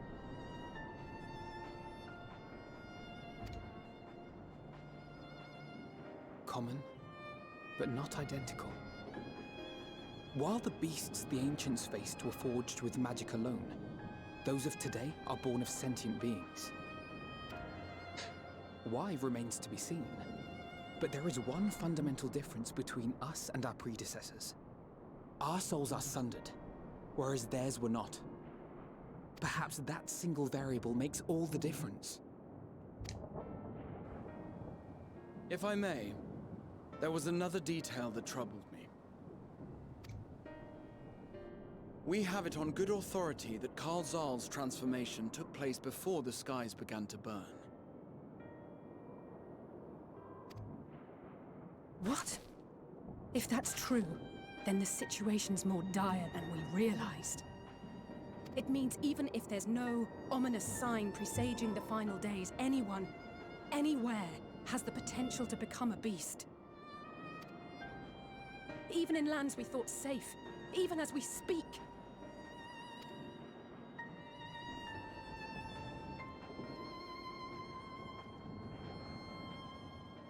Look! It's the Satrap! The Satrap! Thank the heavens.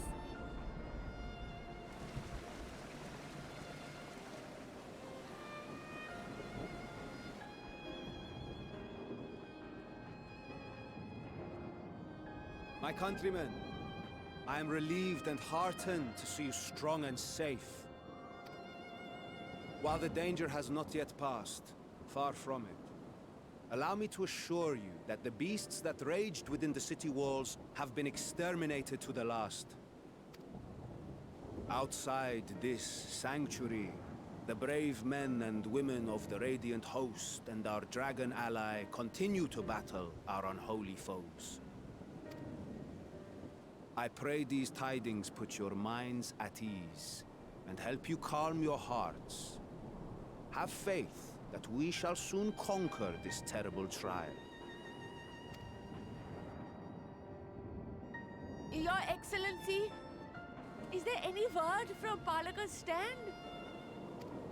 My grandson was bound for there yesterday and I worry for his life. We are still awaiting a report. But I promise you, as soon as I have aught to share... Your Excellency, I bring grave news. You are?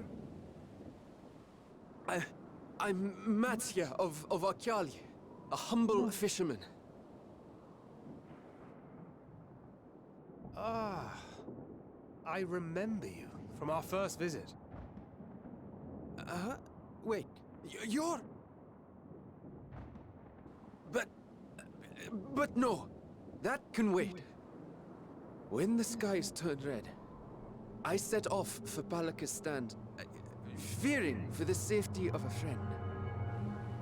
But as I drew near the village, I saw dreadful beasts all about. No! Gods have mercy! Uh-oh. Your Excellency! Save my grandson, I beg of you! We will spare no effort to save all we can, but you must remain calm. Calm? You tell me to be calm? You saw those beasts? They tore our bravest warriors limb from limb! What if we are too late, huh? They catch him, sink their fangs into him? The fangs! The screams! Get away from her, now!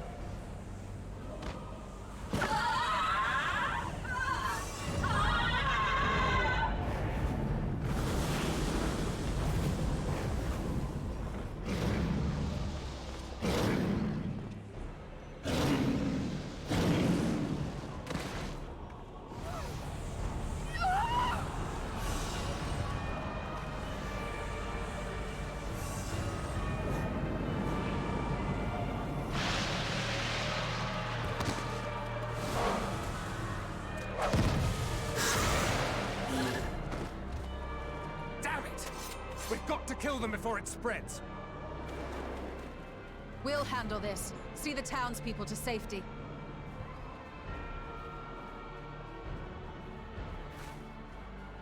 Run as fast as you can!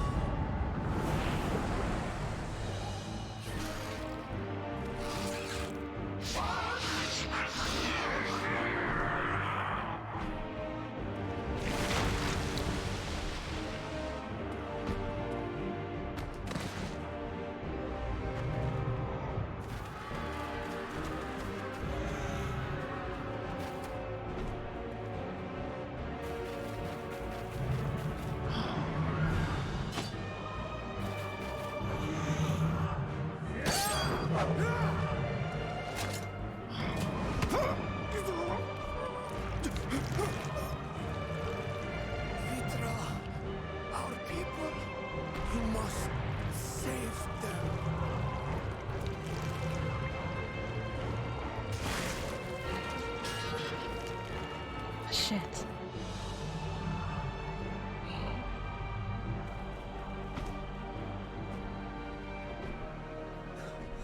My son.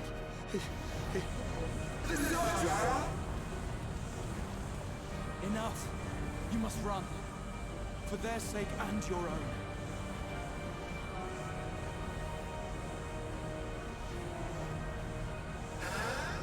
Yes, we'll survive.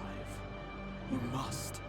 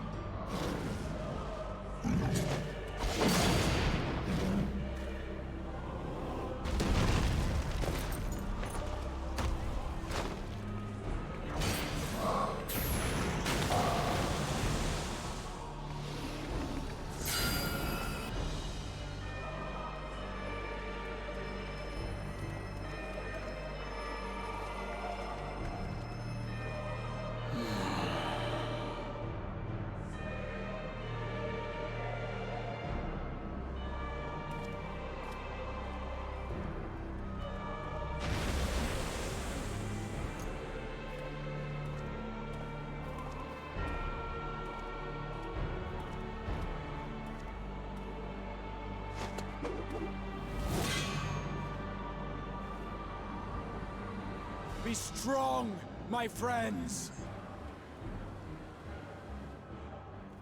Fear not, for we will defeat these abominations!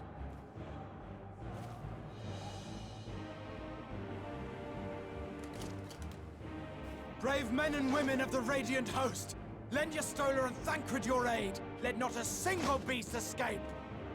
The rest of you, flee this place. Carry the wounded if you must.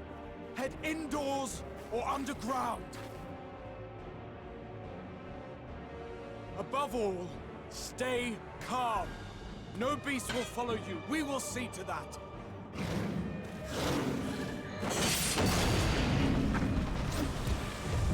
Alphino! Alice! Leave the city to us, and make for Palaka's stand at once! Matsya, show my friends to the village. I promise you, they're more capable than the host's finest. Right. Go with them, will you? We will save these people. As many as we can.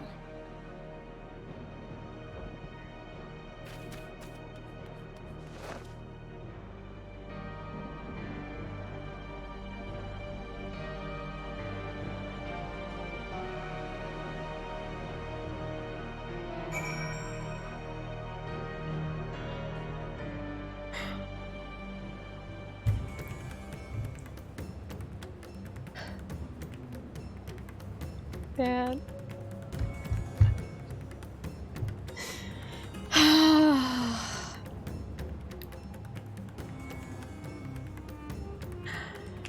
Oh my goodness, that was... My friend said there was something coming up that I wouldn't like. That has just made me so happy.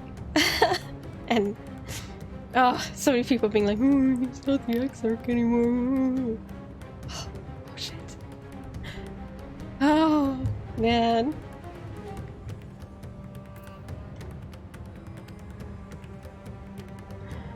I don't think any of them are on.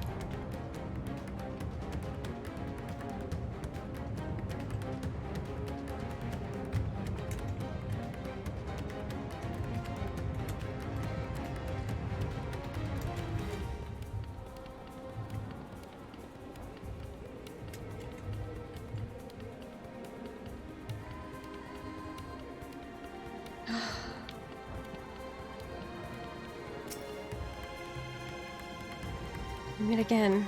You do remember me, yes. Yes. You saved my skin twice over Yed Imad, and now I find myself turning to you for help once more. But let us not tarry here no longer. Damn it all. Staying calm isn't exactly my forte. We must save Palaka's stand, whatever it takes. Matsya, it pains me to put you in harm's way, but I would ask your aid as well. Of course, Palaka's stand is not far, just down that hill. But as I told His Excellency before, the path was blocked by terrible creatures. I had no choice but to turn back. In that case, this is what we shall do. Cornet, I ask that you take the lead and dispatch any beast you encounter. Alisai and I will keep Matsya hidden amongst the trees and follow when the path is clear.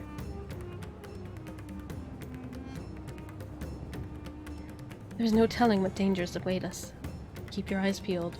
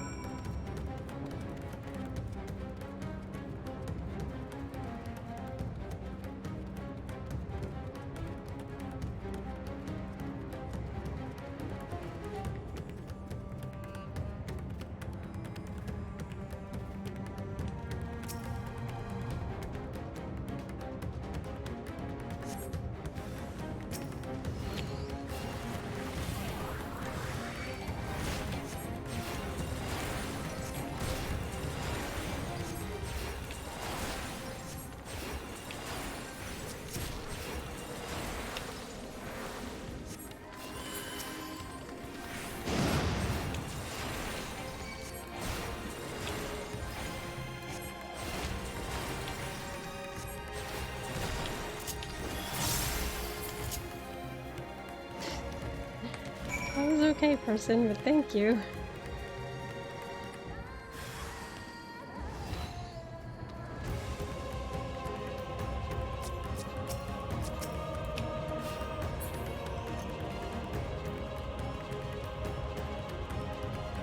Gave them a regen.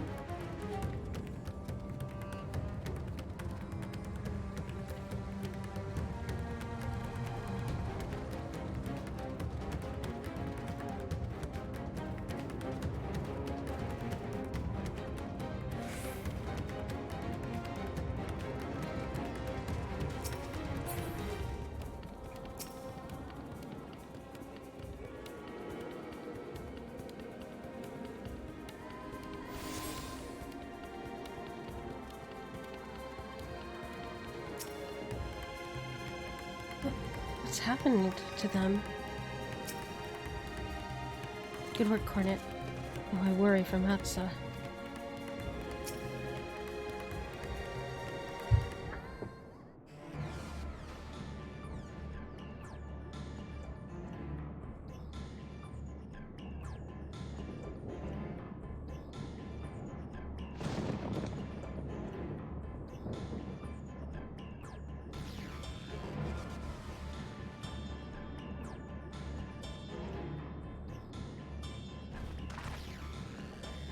We must heal those we can and quickly, as you know beasts.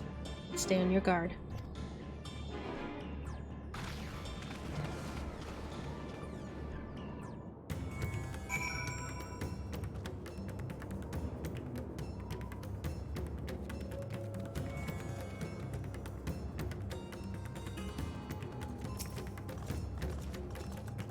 When last I came here to sell my fish, everyone was so bright and cheerful. This is a nightmare.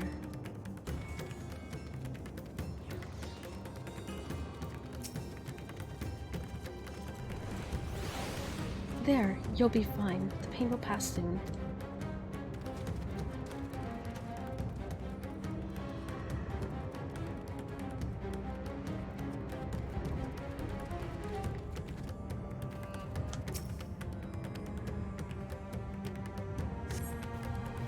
The villager's injuries do not appear life-threatening. He does not respond to your efforts. His breathing grows more haggard and shallow. His vacant eyes are of a man who has lost the will to live. Even if I wake, the nightmare goes on. No, leave me to sleep. You call out, but the man does not respond.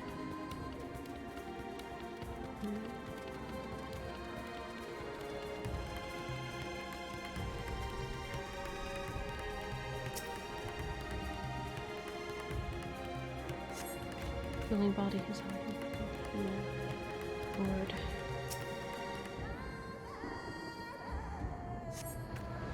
No pulse.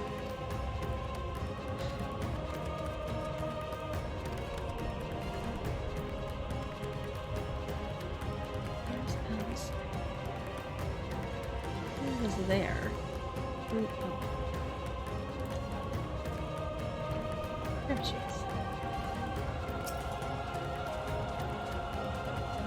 His wounds are deep, but he may yet be saved. One help the others.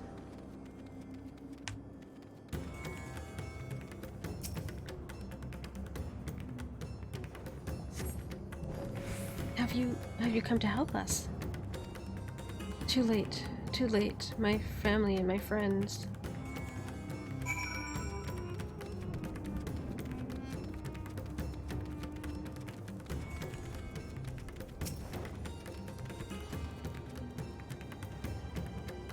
Are these the only villagers who survived? I can only hope others managed to flee, but if the rest have been turned to beasts, by the 12. Let us do what we can to see that their damage spreads no further, and no matter what comes, we must keep our spirits high, lest ourselves suffer a similar fate.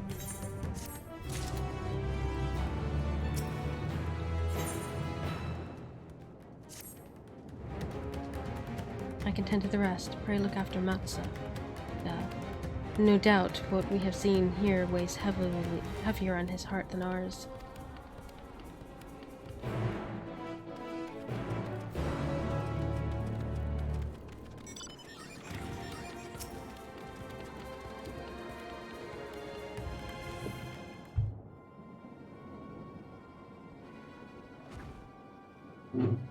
Oh, Cornet! Cornet! This is Eurovet, the elder here. He is hurt, but praise be to the sisters, he still lives. Young Matzia here has told me everything. I have not the words to express my gratitude for your aid. When the heavens began to burn, we were afraid, but we did our best to carry on as we always have done. Until today, when those unholy beasts came pouring into our village, a flood of nightmare and death. There are no words to describe what followed. Men and women I have known since they were babes, struck down by creatures only to rise again to join the murderous horde in the guise of the same hideous fiends. In the chaos, a handful of our villagers fled for their lives. I can only hope they have found their way to safety. Matzia, do you perchance remember Kirisov and Mehvan, the young couple who always brought your freshest catches? How could I forget, Elder? When I first came to peddle my wares, desperate to eke out a living, they showed me such kindness. Others shunned me as an outsider, as is their way, but Kirisov and Mehvan bought my fish and sung its praises. They turned my fortunes around.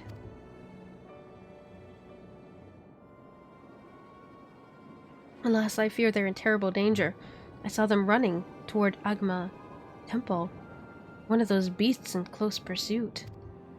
They had their child, still but a tiny babe. To elude these fiends while caring for one so young is an impossible task, surely. I beg you, go to their aid.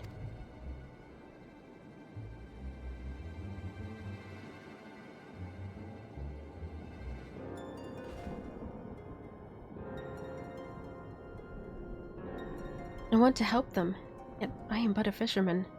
I cannot face beasts on my own. Will you come with me? Oh, thank you. Agama Temple lies west of here. We must hurry.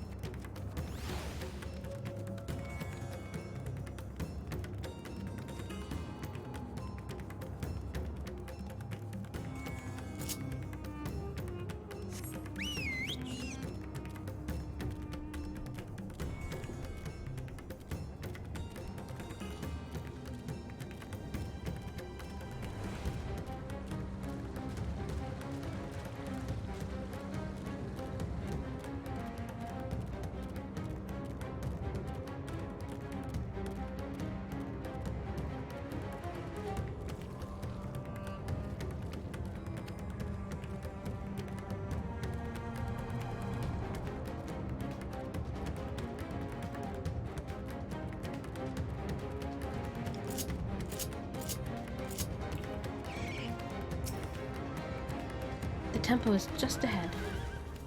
It was built by those who worshipped Saint Agma, but has sadly fallen into disrepair in recent years. My friends made it this far. No doubt they are hiding somewhere amidst the ruins. No, please.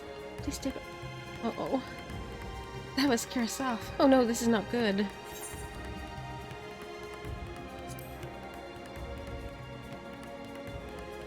Please do. The cry came from the ruins. You must hurry.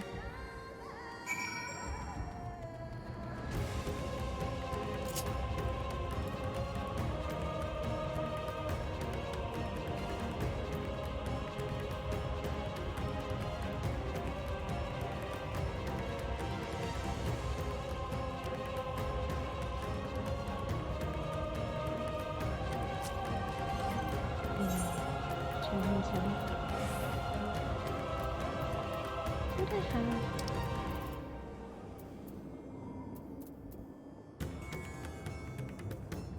At this point.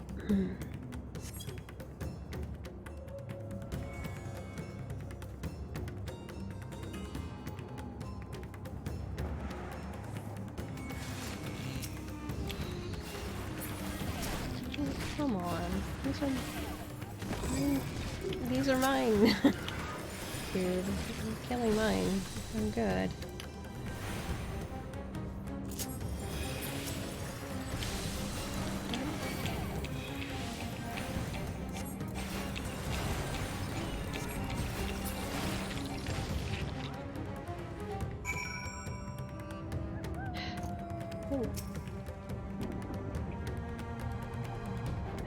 I don't know if people realize sometimes how annoying that is. I want to play my game. I can kill them myself. I'm not... I have... glare. And holy!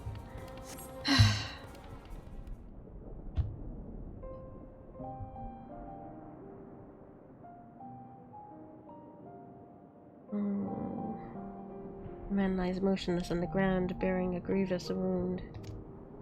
I have a white page. Come on. Okay, look up a page. I'm sorry, Cornet. I tried to stay behind, but I couldn't.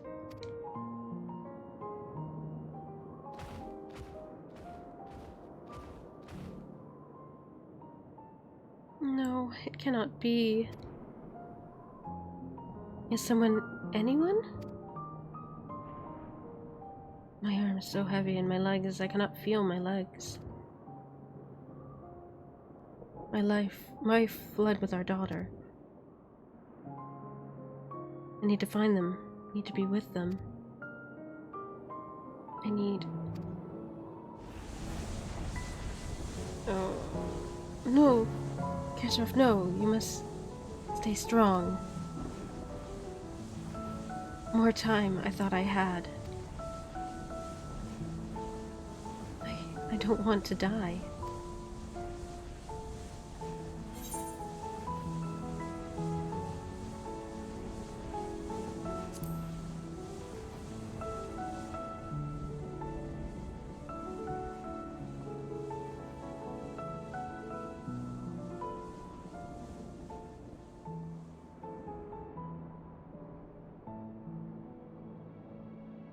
Thank you. Please find them.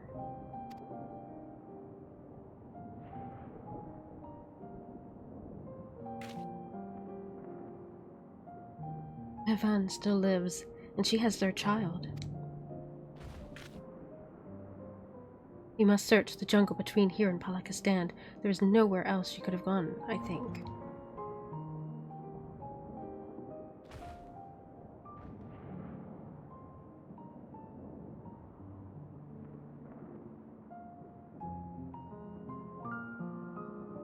Forgive me, Kursaroff. Once we have saved your wife and child, we will return and lay you to rest.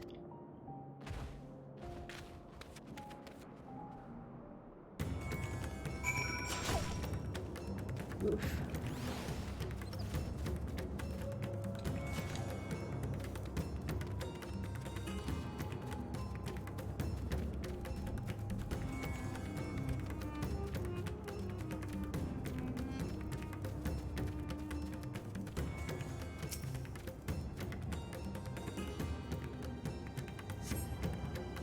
I see no tracks or other signs of recent travel. Mevan and the child must be elsewhere.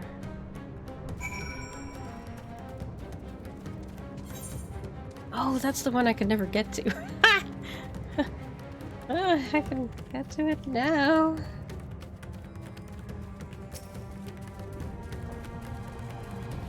as I drown. Ugh. Goddamn water. Ah.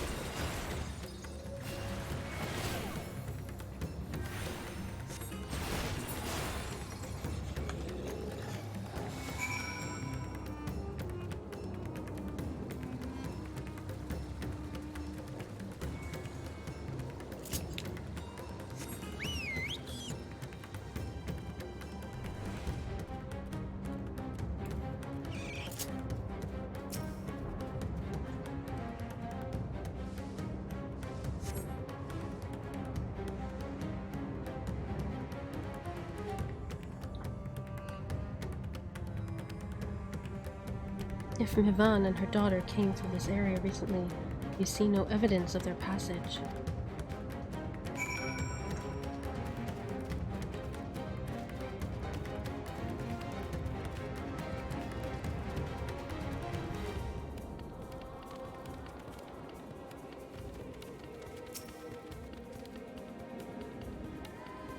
Did you see any sign of them? I found nothing. Perhaps the beasts have chased them further from the village. Gods above, I beseech you, pray deliver Mivan and her little one to safety.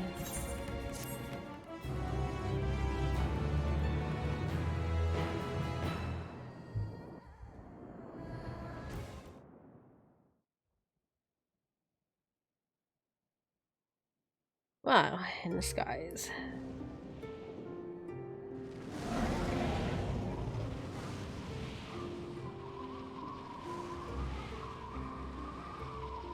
No more enemies to trouble us here.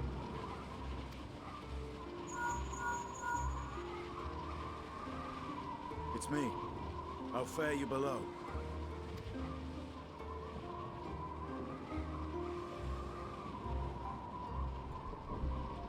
Understood. I will inform Vritra. Chaos and panic sweep Raz-Khan, and many more have succumbed to the transformations. Amidst the fray, Ahawan fell, protecting a grief-stricken father.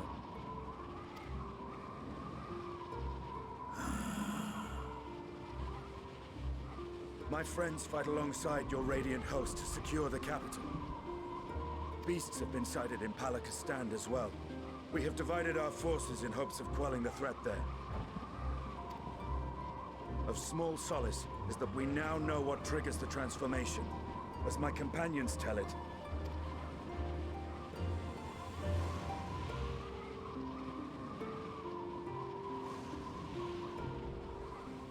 So it is the very fear and despair in their hearts which inflicts this abhorrent punishment upon them. A nightmare from which my children will never awake. O capricious and cruel fate, they are undeserving of such condemnation. will you wallow in sorrow or rise to the occasion? Raz-Khan is leaderless. Before he passed, Ahawan sought to reveal the truth to his people. Honor his wishes. To what end? breed a new conflict between dragon and man. These claws could reduce thee to shreds with a touch. These jaws crush thy bones to dust. Only through my proxy could I walk with my children. Without him, I am a bringer of fear, no different from the beasts which beleaguer them. Perhaps so. Only in death were Hraesvelgr and Shiva united. Indeed, whenever man and dragon have come together, death has ever been the inevitable result. It was our fear of your kind that sparked a nigh-endless war. Fear and hate of which Nidhogg drank deep as he laid waste to my homeland. And in turn, I took my revenge on his brood. Blood for blood, pain for pain. I thought nothing of theirs, only of mine. And yet, were the chasm between us too vast and too deep, Hraesvelgr would not have borne Isael to battle and our rescue. He would never have entrusted a mortal champion with one of his eyes, and the Dragonsong War would still rage on. And I would still wage a never-ending war of violence and vengeance. The future of our star be damned. I cannot speak for Ahawan's greater goals, yet I know that he served you, served your people, long and true. In this time of unprecedented crisis, he turned to you. You could do worse than to place your trust in him. It will not be easy, but the future of Radzit Han hangs in the balance.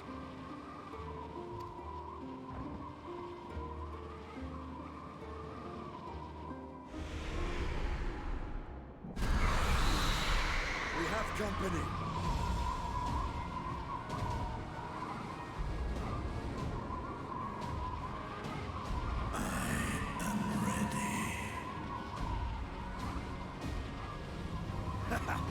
The hour has come, Vritra! It's all or nothing!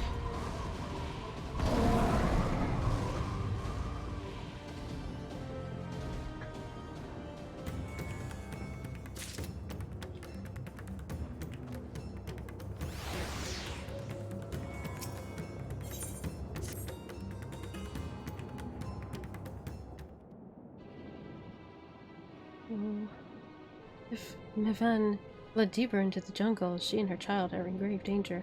Whatever to do, gods have mercy.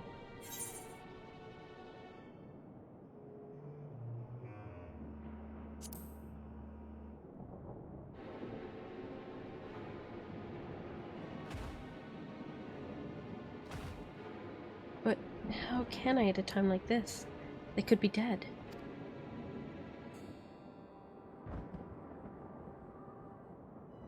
So, if I allow myself to be overcome by this fear, I too might become a beast. I'm not sure I understand, but I will do my best.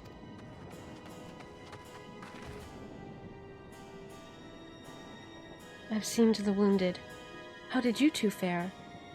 How did the two of you fare? Did you find your friends?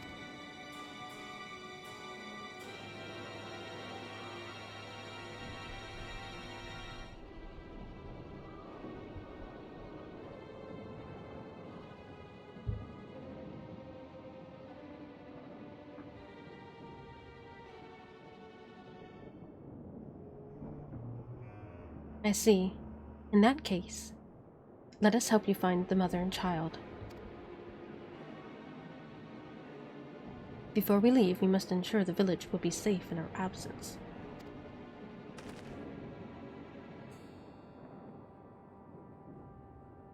Alice and I will patrol the area and search for more beasts. Would you and Matsya speak with the elder Ruvet? Pray explain to him the situation and join us as soon as you are able.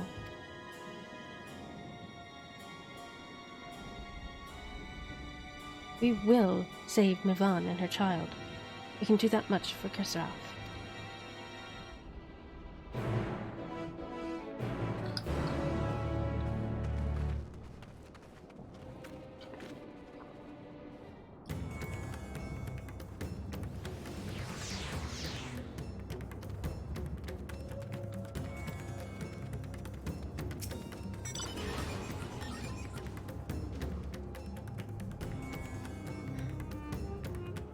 will not be easy, but I will tell the elder of Karasaf.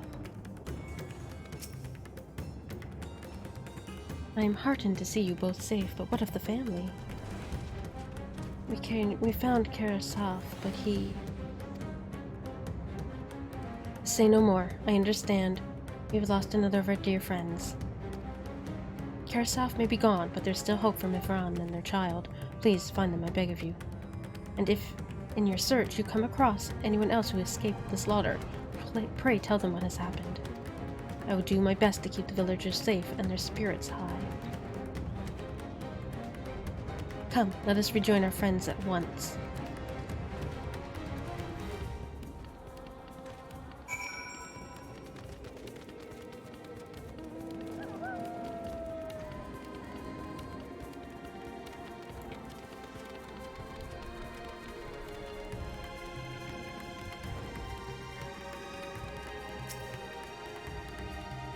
Where might Mevan have run off to? Think, Matsia, think. We encountered no beasts during our patrol, thankfully. I'm pleased to report the vicinity appears to be beast-free, no doubt thanks to your earlier efforts. And with that, let us resume our search for your friend and her child. Where should we begin, Matsia? If we follow Kisioda south, we arrive at Perusa, a temple. It is a sacred place where people go to commune with the divinities. It's possible Mevan sought shelter there, perhaps the other villagers as well. Then it's settled. Let's stay close to me, alright? You two take the lead. Keep an eye out for beasts and anyone in need of help. Very well. We make for Perusa, as quickly as we are able with me.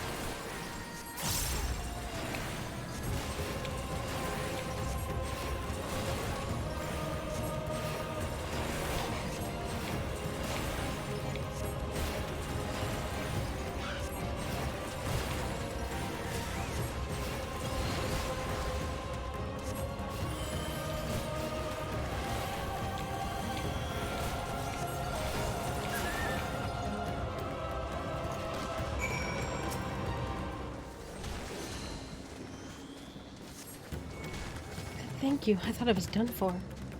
Mevan. She is a friend of mine too, but I've not seen her. She must still be out there somewhere, trying to avoid the beasts. And with her child gods. Worry not for me. I can make back to the village on my own.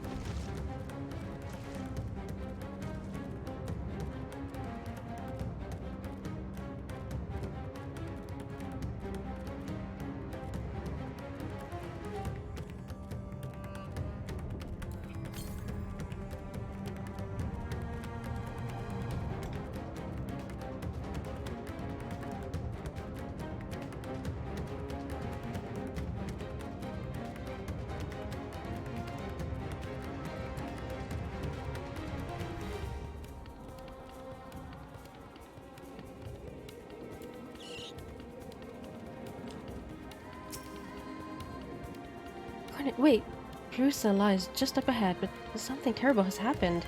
The beasts have come. Many have already been killed. Alphino and Alice have gone to do what they can. There's so many. More than I could count. We must be ready.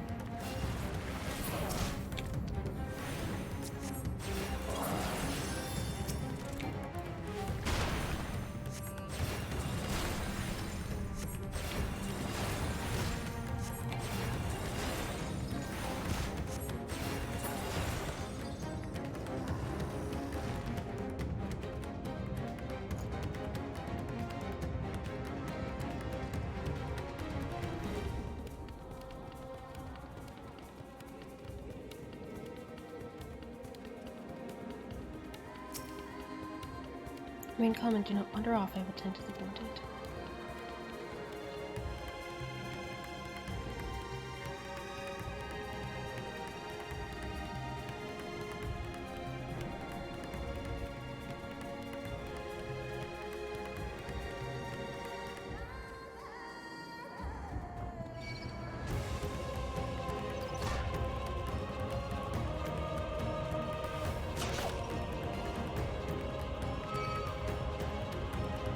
Jeez, come on.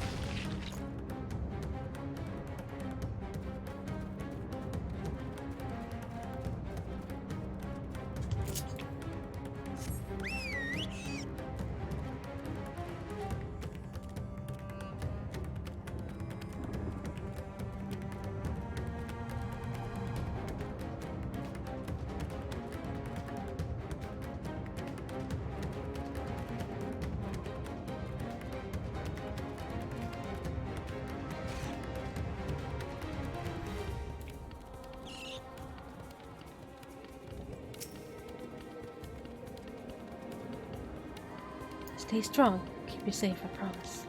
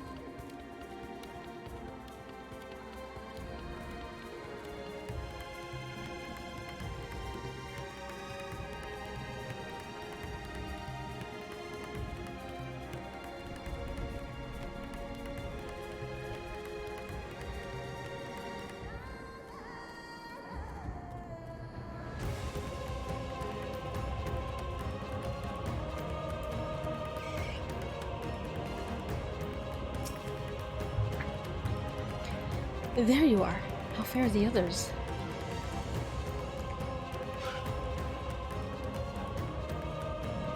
I see. You've seen them all turn into beasts at sight. In that case, let's have everyone gather in front of the temple.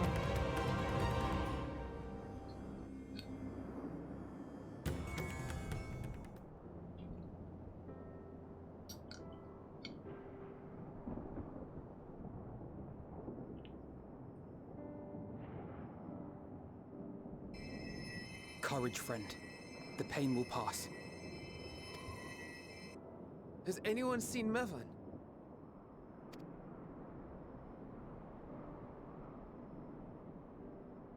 Where could she be?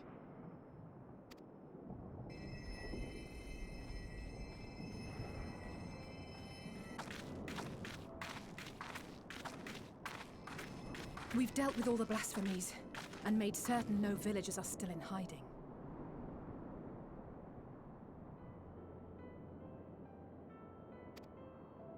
Good work.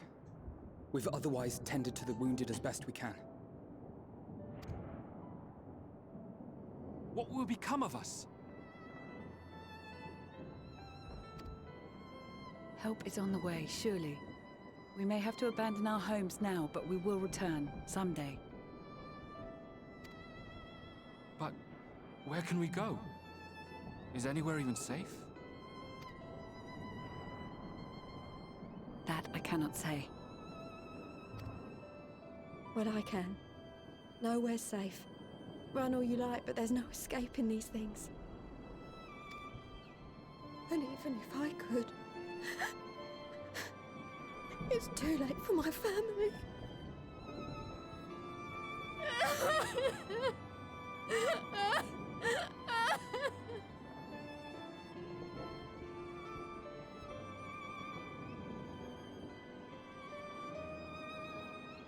This isn't good. The more they dwell on the tragedy, the more likely we are to lose them too.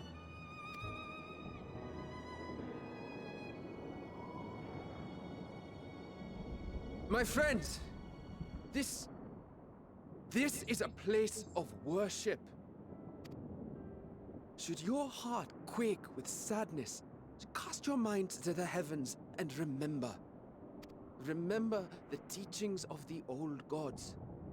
Did they not implore us to stand fast when waves of sorrow break against our shores?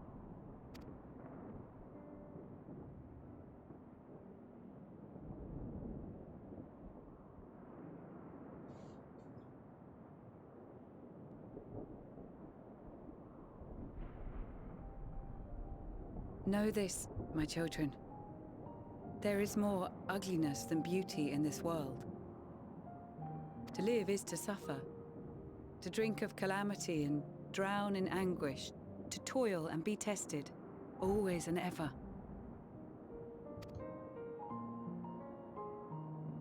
"'Tis a perilous path you walk. Death lurks in the dark, and is the sole promise that awaits at journey's end. You will tremble with terror. You will weep tears of anger and despair.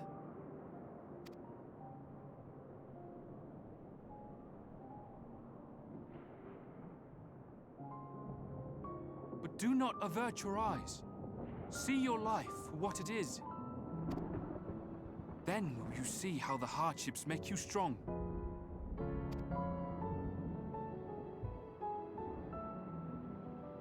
Every doubt reforged as scales for your armor. Every agony to temper your blade.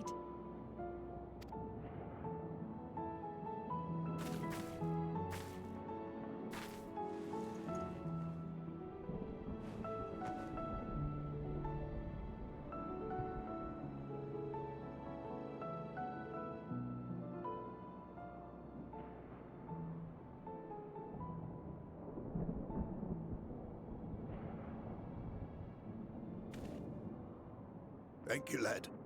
We'd almost forgotten who we are.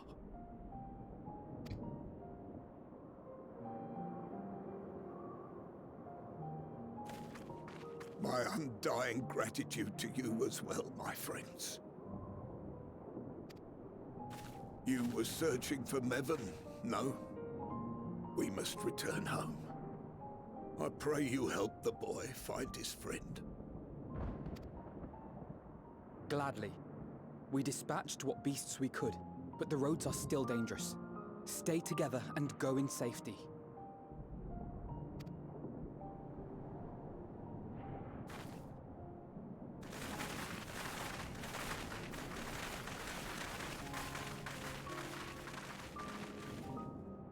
That was very impressive, what you did back there.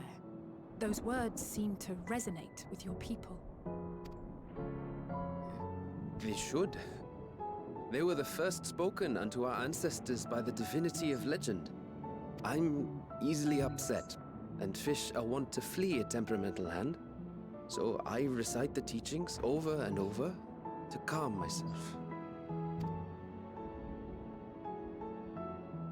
They're lovely and inspiring to hear, though I imagine they were born of great misfortune. They are born of life. There's as much bad as good in it. More, many would attest. All the more reason to appreciate the good when you can. I won't argue with that.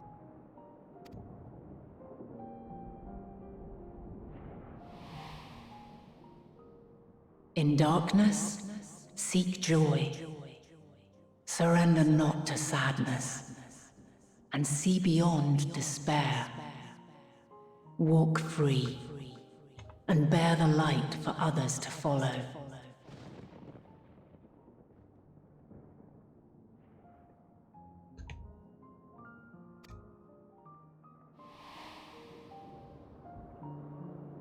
I don't think it was particularly loud there. And with that, let us see if we can't find Mervyn.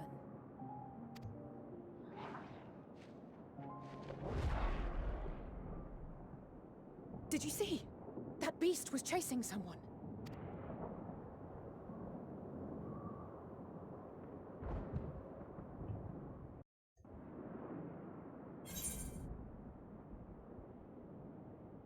Oh no, oh no, Devil's Cry, I'm sorry to hear that. Oh, it's now probably starting to get, I got in way hours ago and I'm kind of glad.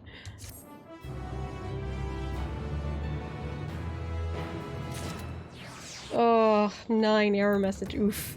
I think I hit, there was one day I hit like 11 or 12. I had a counter. Let's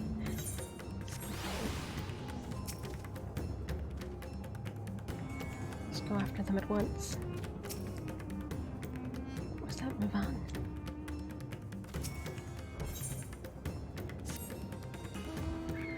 Over there, my view was blocked by the trees, but I'm sure I saw someone being chased by a beast. There goes Mets.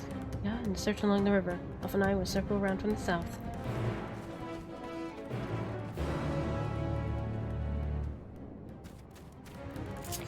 Oops, that's not what I wanted.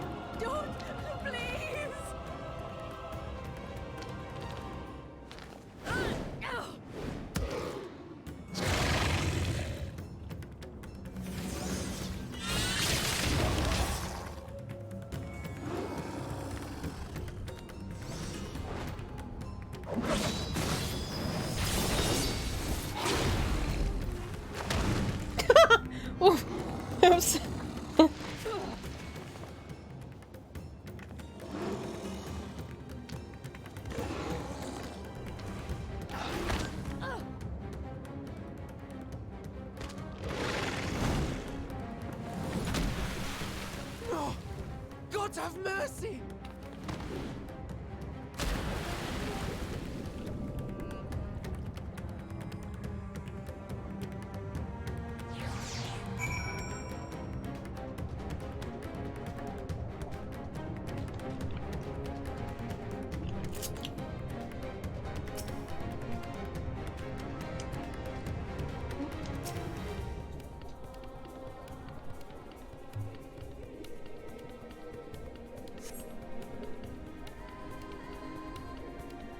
Oh no.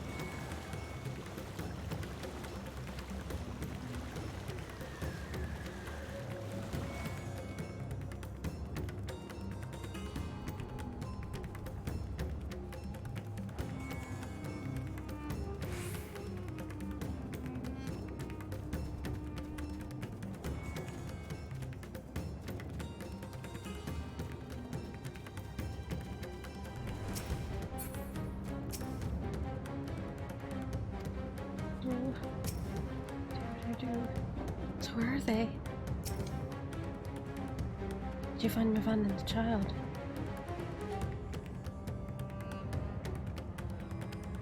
Have it all. Now let me see.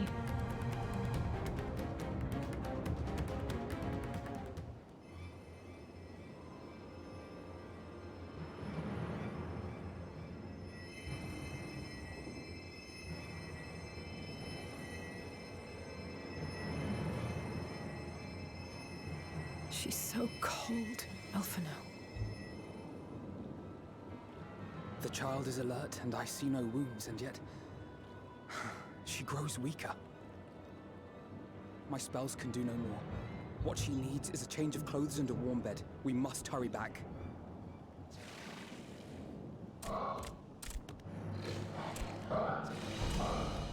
Not now! Matsia, take the child.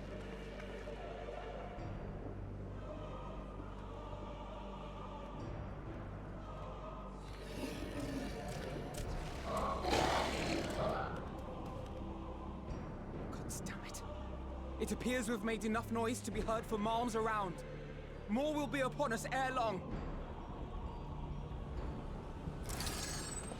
We make our stand here. Matsia, can you take her back to the village? But the child, all by myself. You can't be serious. The beasts will follow you home unless we stop them here. And so we shall. Be strong, Matsia. Her life is in your hands. Right. I can do it. I know you can. We'll keep them busy, Matsia. Go! Quickly!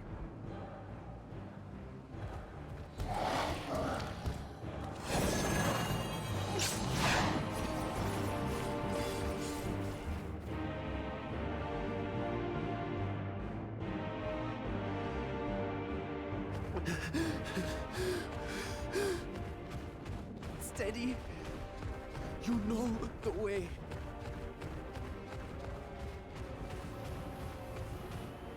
No. No! Not you too.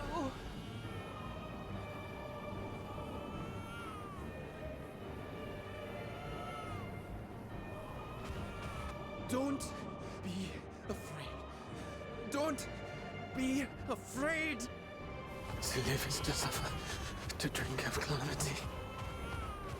It is a perilous path. Death lurks in the dark. Oh no. No! I'm not afraid! I'm not afraid! Ah! Do not avert your eyes. See your life for what it is. See how the hardships make you strong. Every doubt reforged.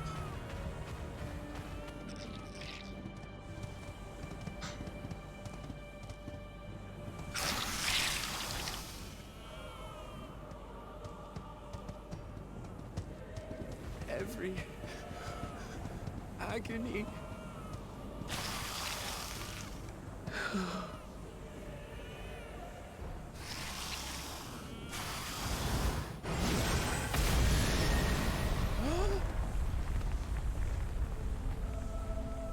Yeah.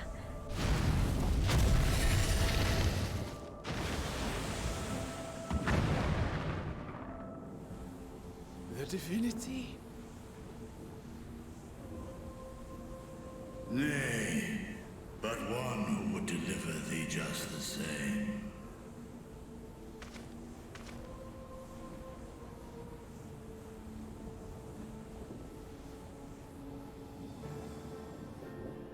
Please. You must save the child. She is all that remains of Mevan and Grasef. Please.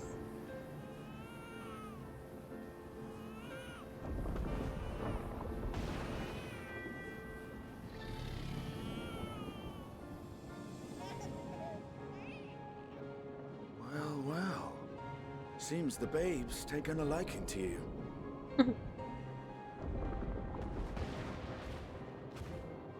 Thou art strong, little one.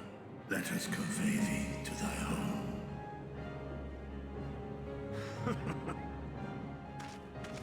I spied our friends as we flew in. They appeared to be holding their own against the Horde.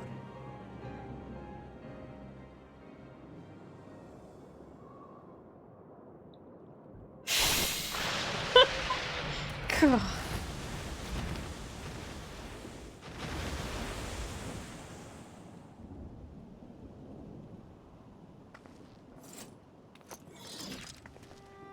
Right. That's the last of them.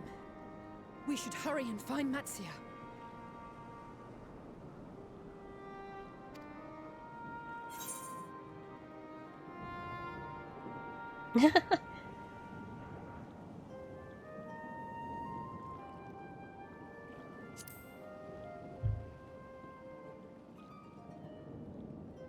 Really? How can you be so sure? A fine battle it must have been. Shame I missed it. Estinian, it was you who came to Matsia's aid. I was only along for the ride. Vritra was the one who saw the boy was in need. The two are headed back to the village. Where the worm will honor Ahewan's wishes and finally reveal himself to his people.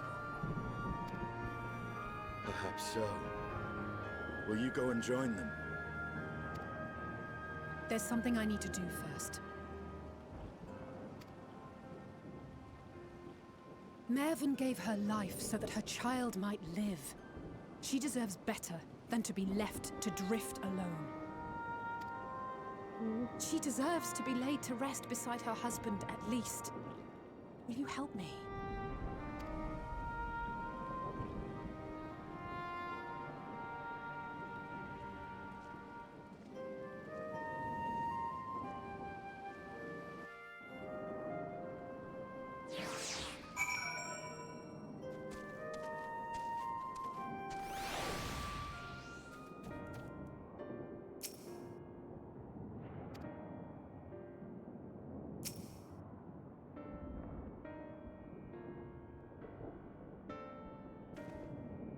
We have done what we can. 'Tis for the villagers of Palaka Stands to perform the funeral rites. If nothing else, Ivan and Asaf died as they lived, as themselves and not as beasts. Their souls will find peace in the ethereal sea.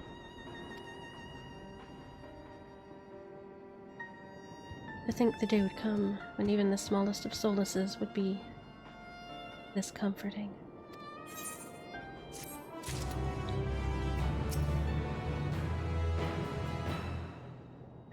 May their souls be reunited one day. For that and so many other blessed possibilities, we must avert the final days.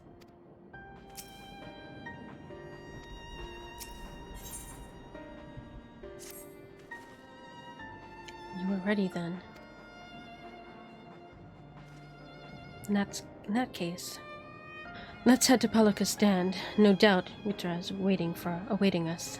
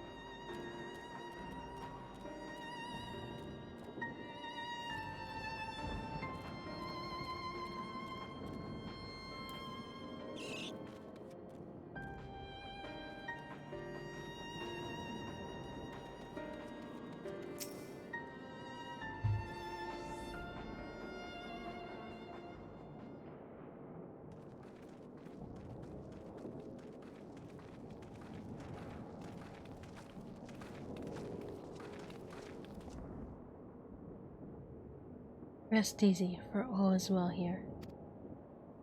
Young Matsya returned with the babe in his arms. Owing to a warm bed, the girl hath already begun to regain her strength. Less joyously received was word of the mother and father's fate, as well as that of their transformed neighbors. How many children of Thavnir must we lose in this calamity? Mothers and fathers, brothers and sisters, sons and daughters. Every death another void that can never be filled. We who survived them must carry the weight of their memory as we strive to regain a semblance of what we have lost. Tersaf and Mevan's babe is a child of Thavnir as well. I thank you for returning her to us safe.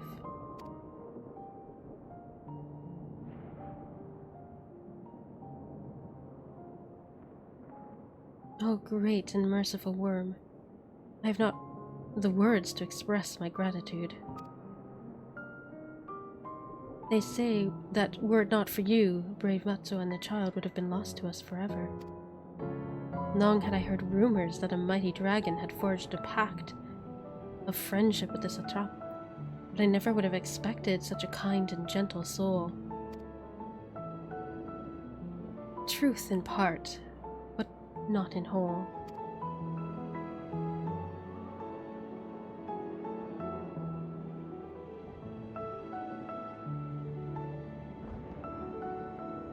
I am Vitra, and for years uncounted hath this isle served as mine abode. An isle I have ruled over as a satrap, with Ahawan as my loyal servant.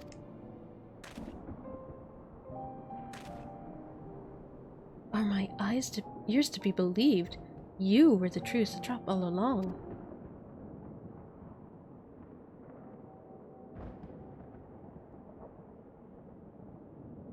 Nidana, what are you doing here?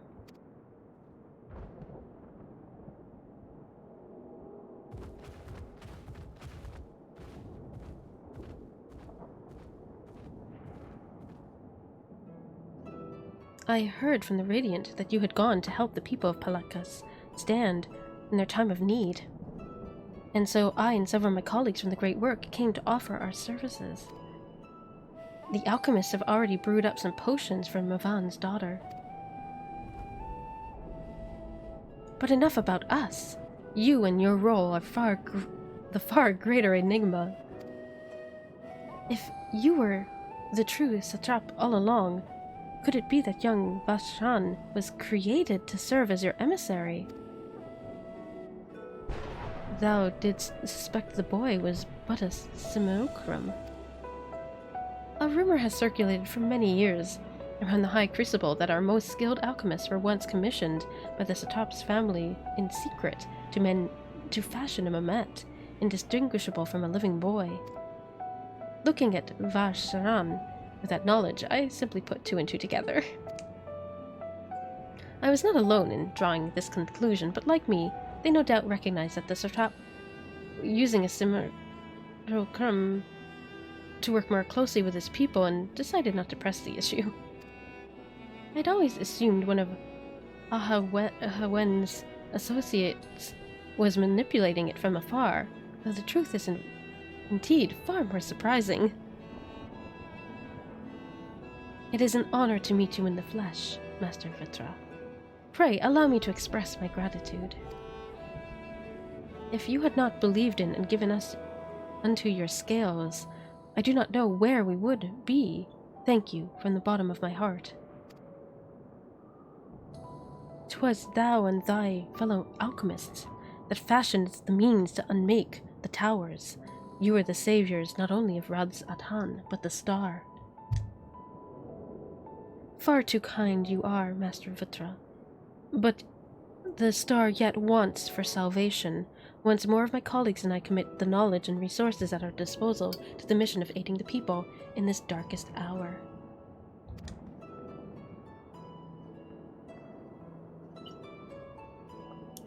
Twould seem this place is in good hands. I would return to see how Raz-Atan fares.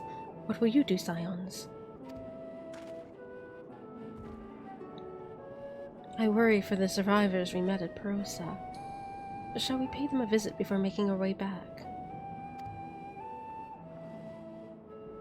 In that case, might I ask a favor? Nothing too burdensome, I promise. This way.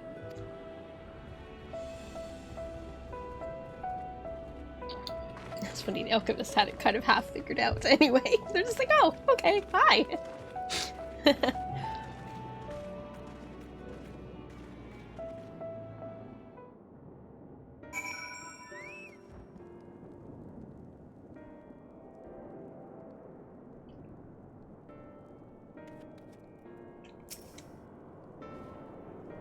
Oh, Cordit, running through that dark jungle. There was a time when I thought all was lost. Master Vitra and Estinian not arrived when they did. No, I must focus on the good. Mavan's precious daughter is safe and sound, and that is all that matters. Vitra chose to reveal his identity to the villagers of Palakistan before all others. A wise choice considering the warm reception. Even seemed a little relieved. It remains to be seen how the people of Raz-Atan will take the news, but if this was any indication, he need not worry. What a lovely aroma. I wonder what sort of spices those are. Curious, isn't it? The burning sky is so ominous, and yet the crackling flames here are somehow calming. Alright, I'm gonna pause a minute to get up and I think I need another drink. And things. So I will be back in 5-10 minutes or something like that. We'll see. It's dangerous when I get up, but obviously not too long because I don't want to get logged out. Now is not the time to get logged out. So I'll be right back. Camera wiggle.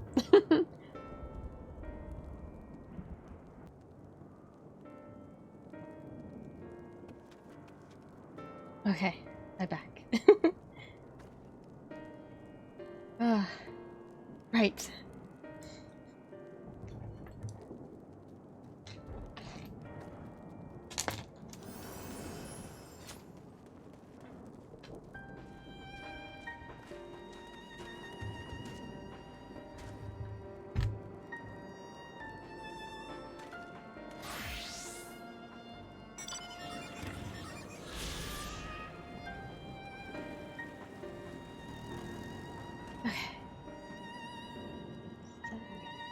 Move things around for a moment. Set my keyboard back where I need it. I'm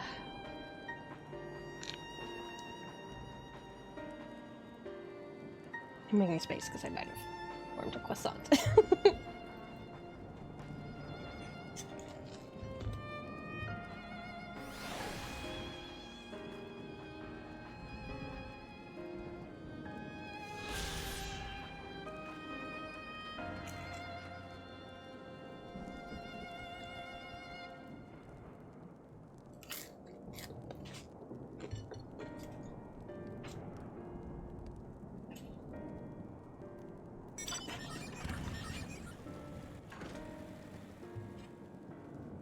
Cat, what are you doing?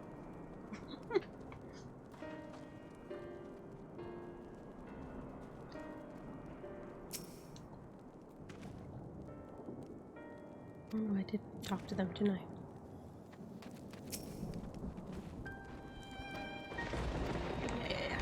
Okay. Needs to simmer just a bit longer, I'd say. In the meantime, I was hoping I might ask you a few questions. The red sky, the terrible beasts. What in the name of the sisters is happening here in Thavnir?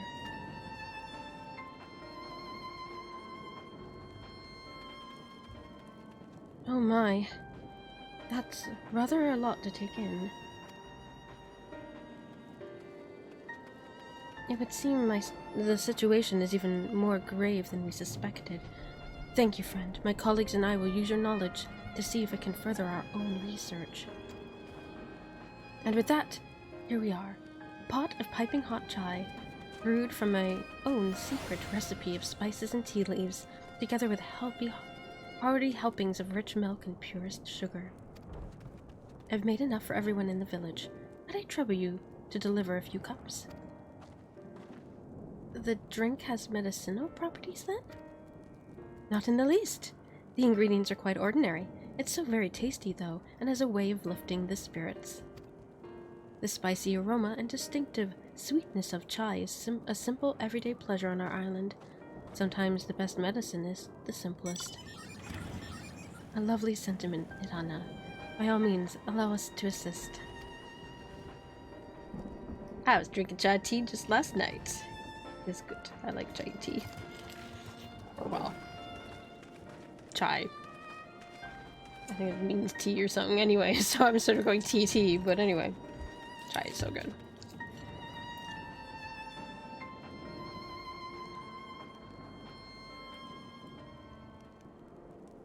While you lot distribute the hot beverages, I'll do a sweep for errant beasts. Oh. I didn't pick who was talking. Well, you lot distribute. That makes more sense now. I was like, why are they saying, well, you lot? That doesn't make sense of Natana. I think I got some more coffee.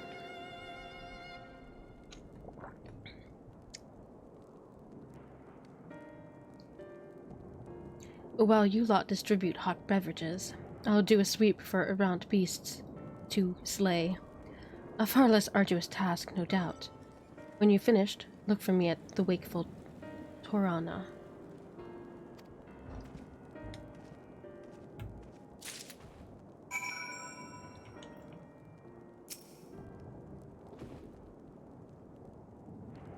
I would be most obliged if you could deliver a few cups of chai to the villagers. I'm certain you'll do much to soothe their aching bodies and heavy hearts. Oh. Okay, I see.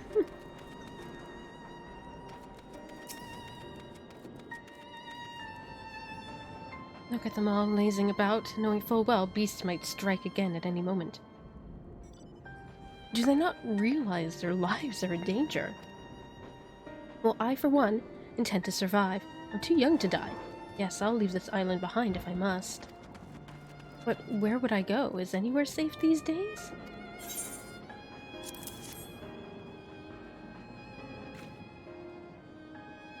A cup of chai? Can't you see I have more important things to worry about? No, you're right. It is precisely in times like these that we must strive to remain calm and steady. I do believe I'll visit the Elder and see what needs to be done. If there's any way I can aid my village and my friends, I will do it.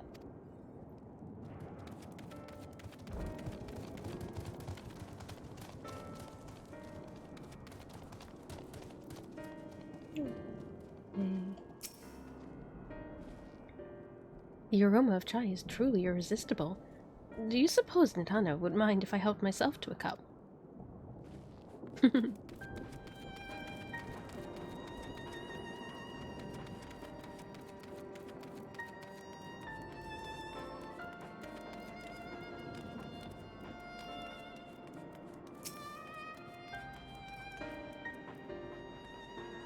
I'm sorry. I just want to be left alone. My best friend and I, we fled the village together when the beast took him and it was all I could do to run. All the while I could hear this monstrous voice screaming my name.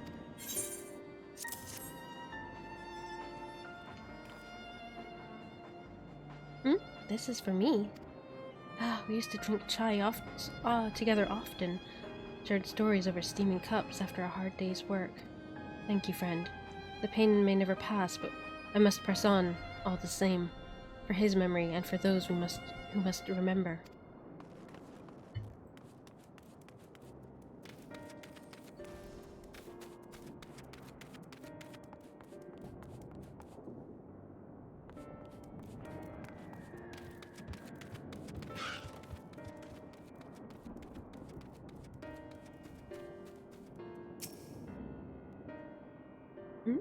Wait, I know you.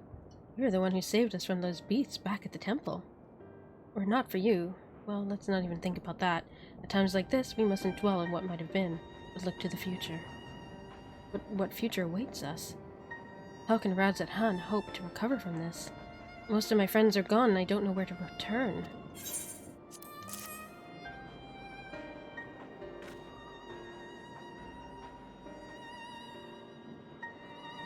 A cup of chai? Well, if you insist. That aroma has a way of clearing the mind.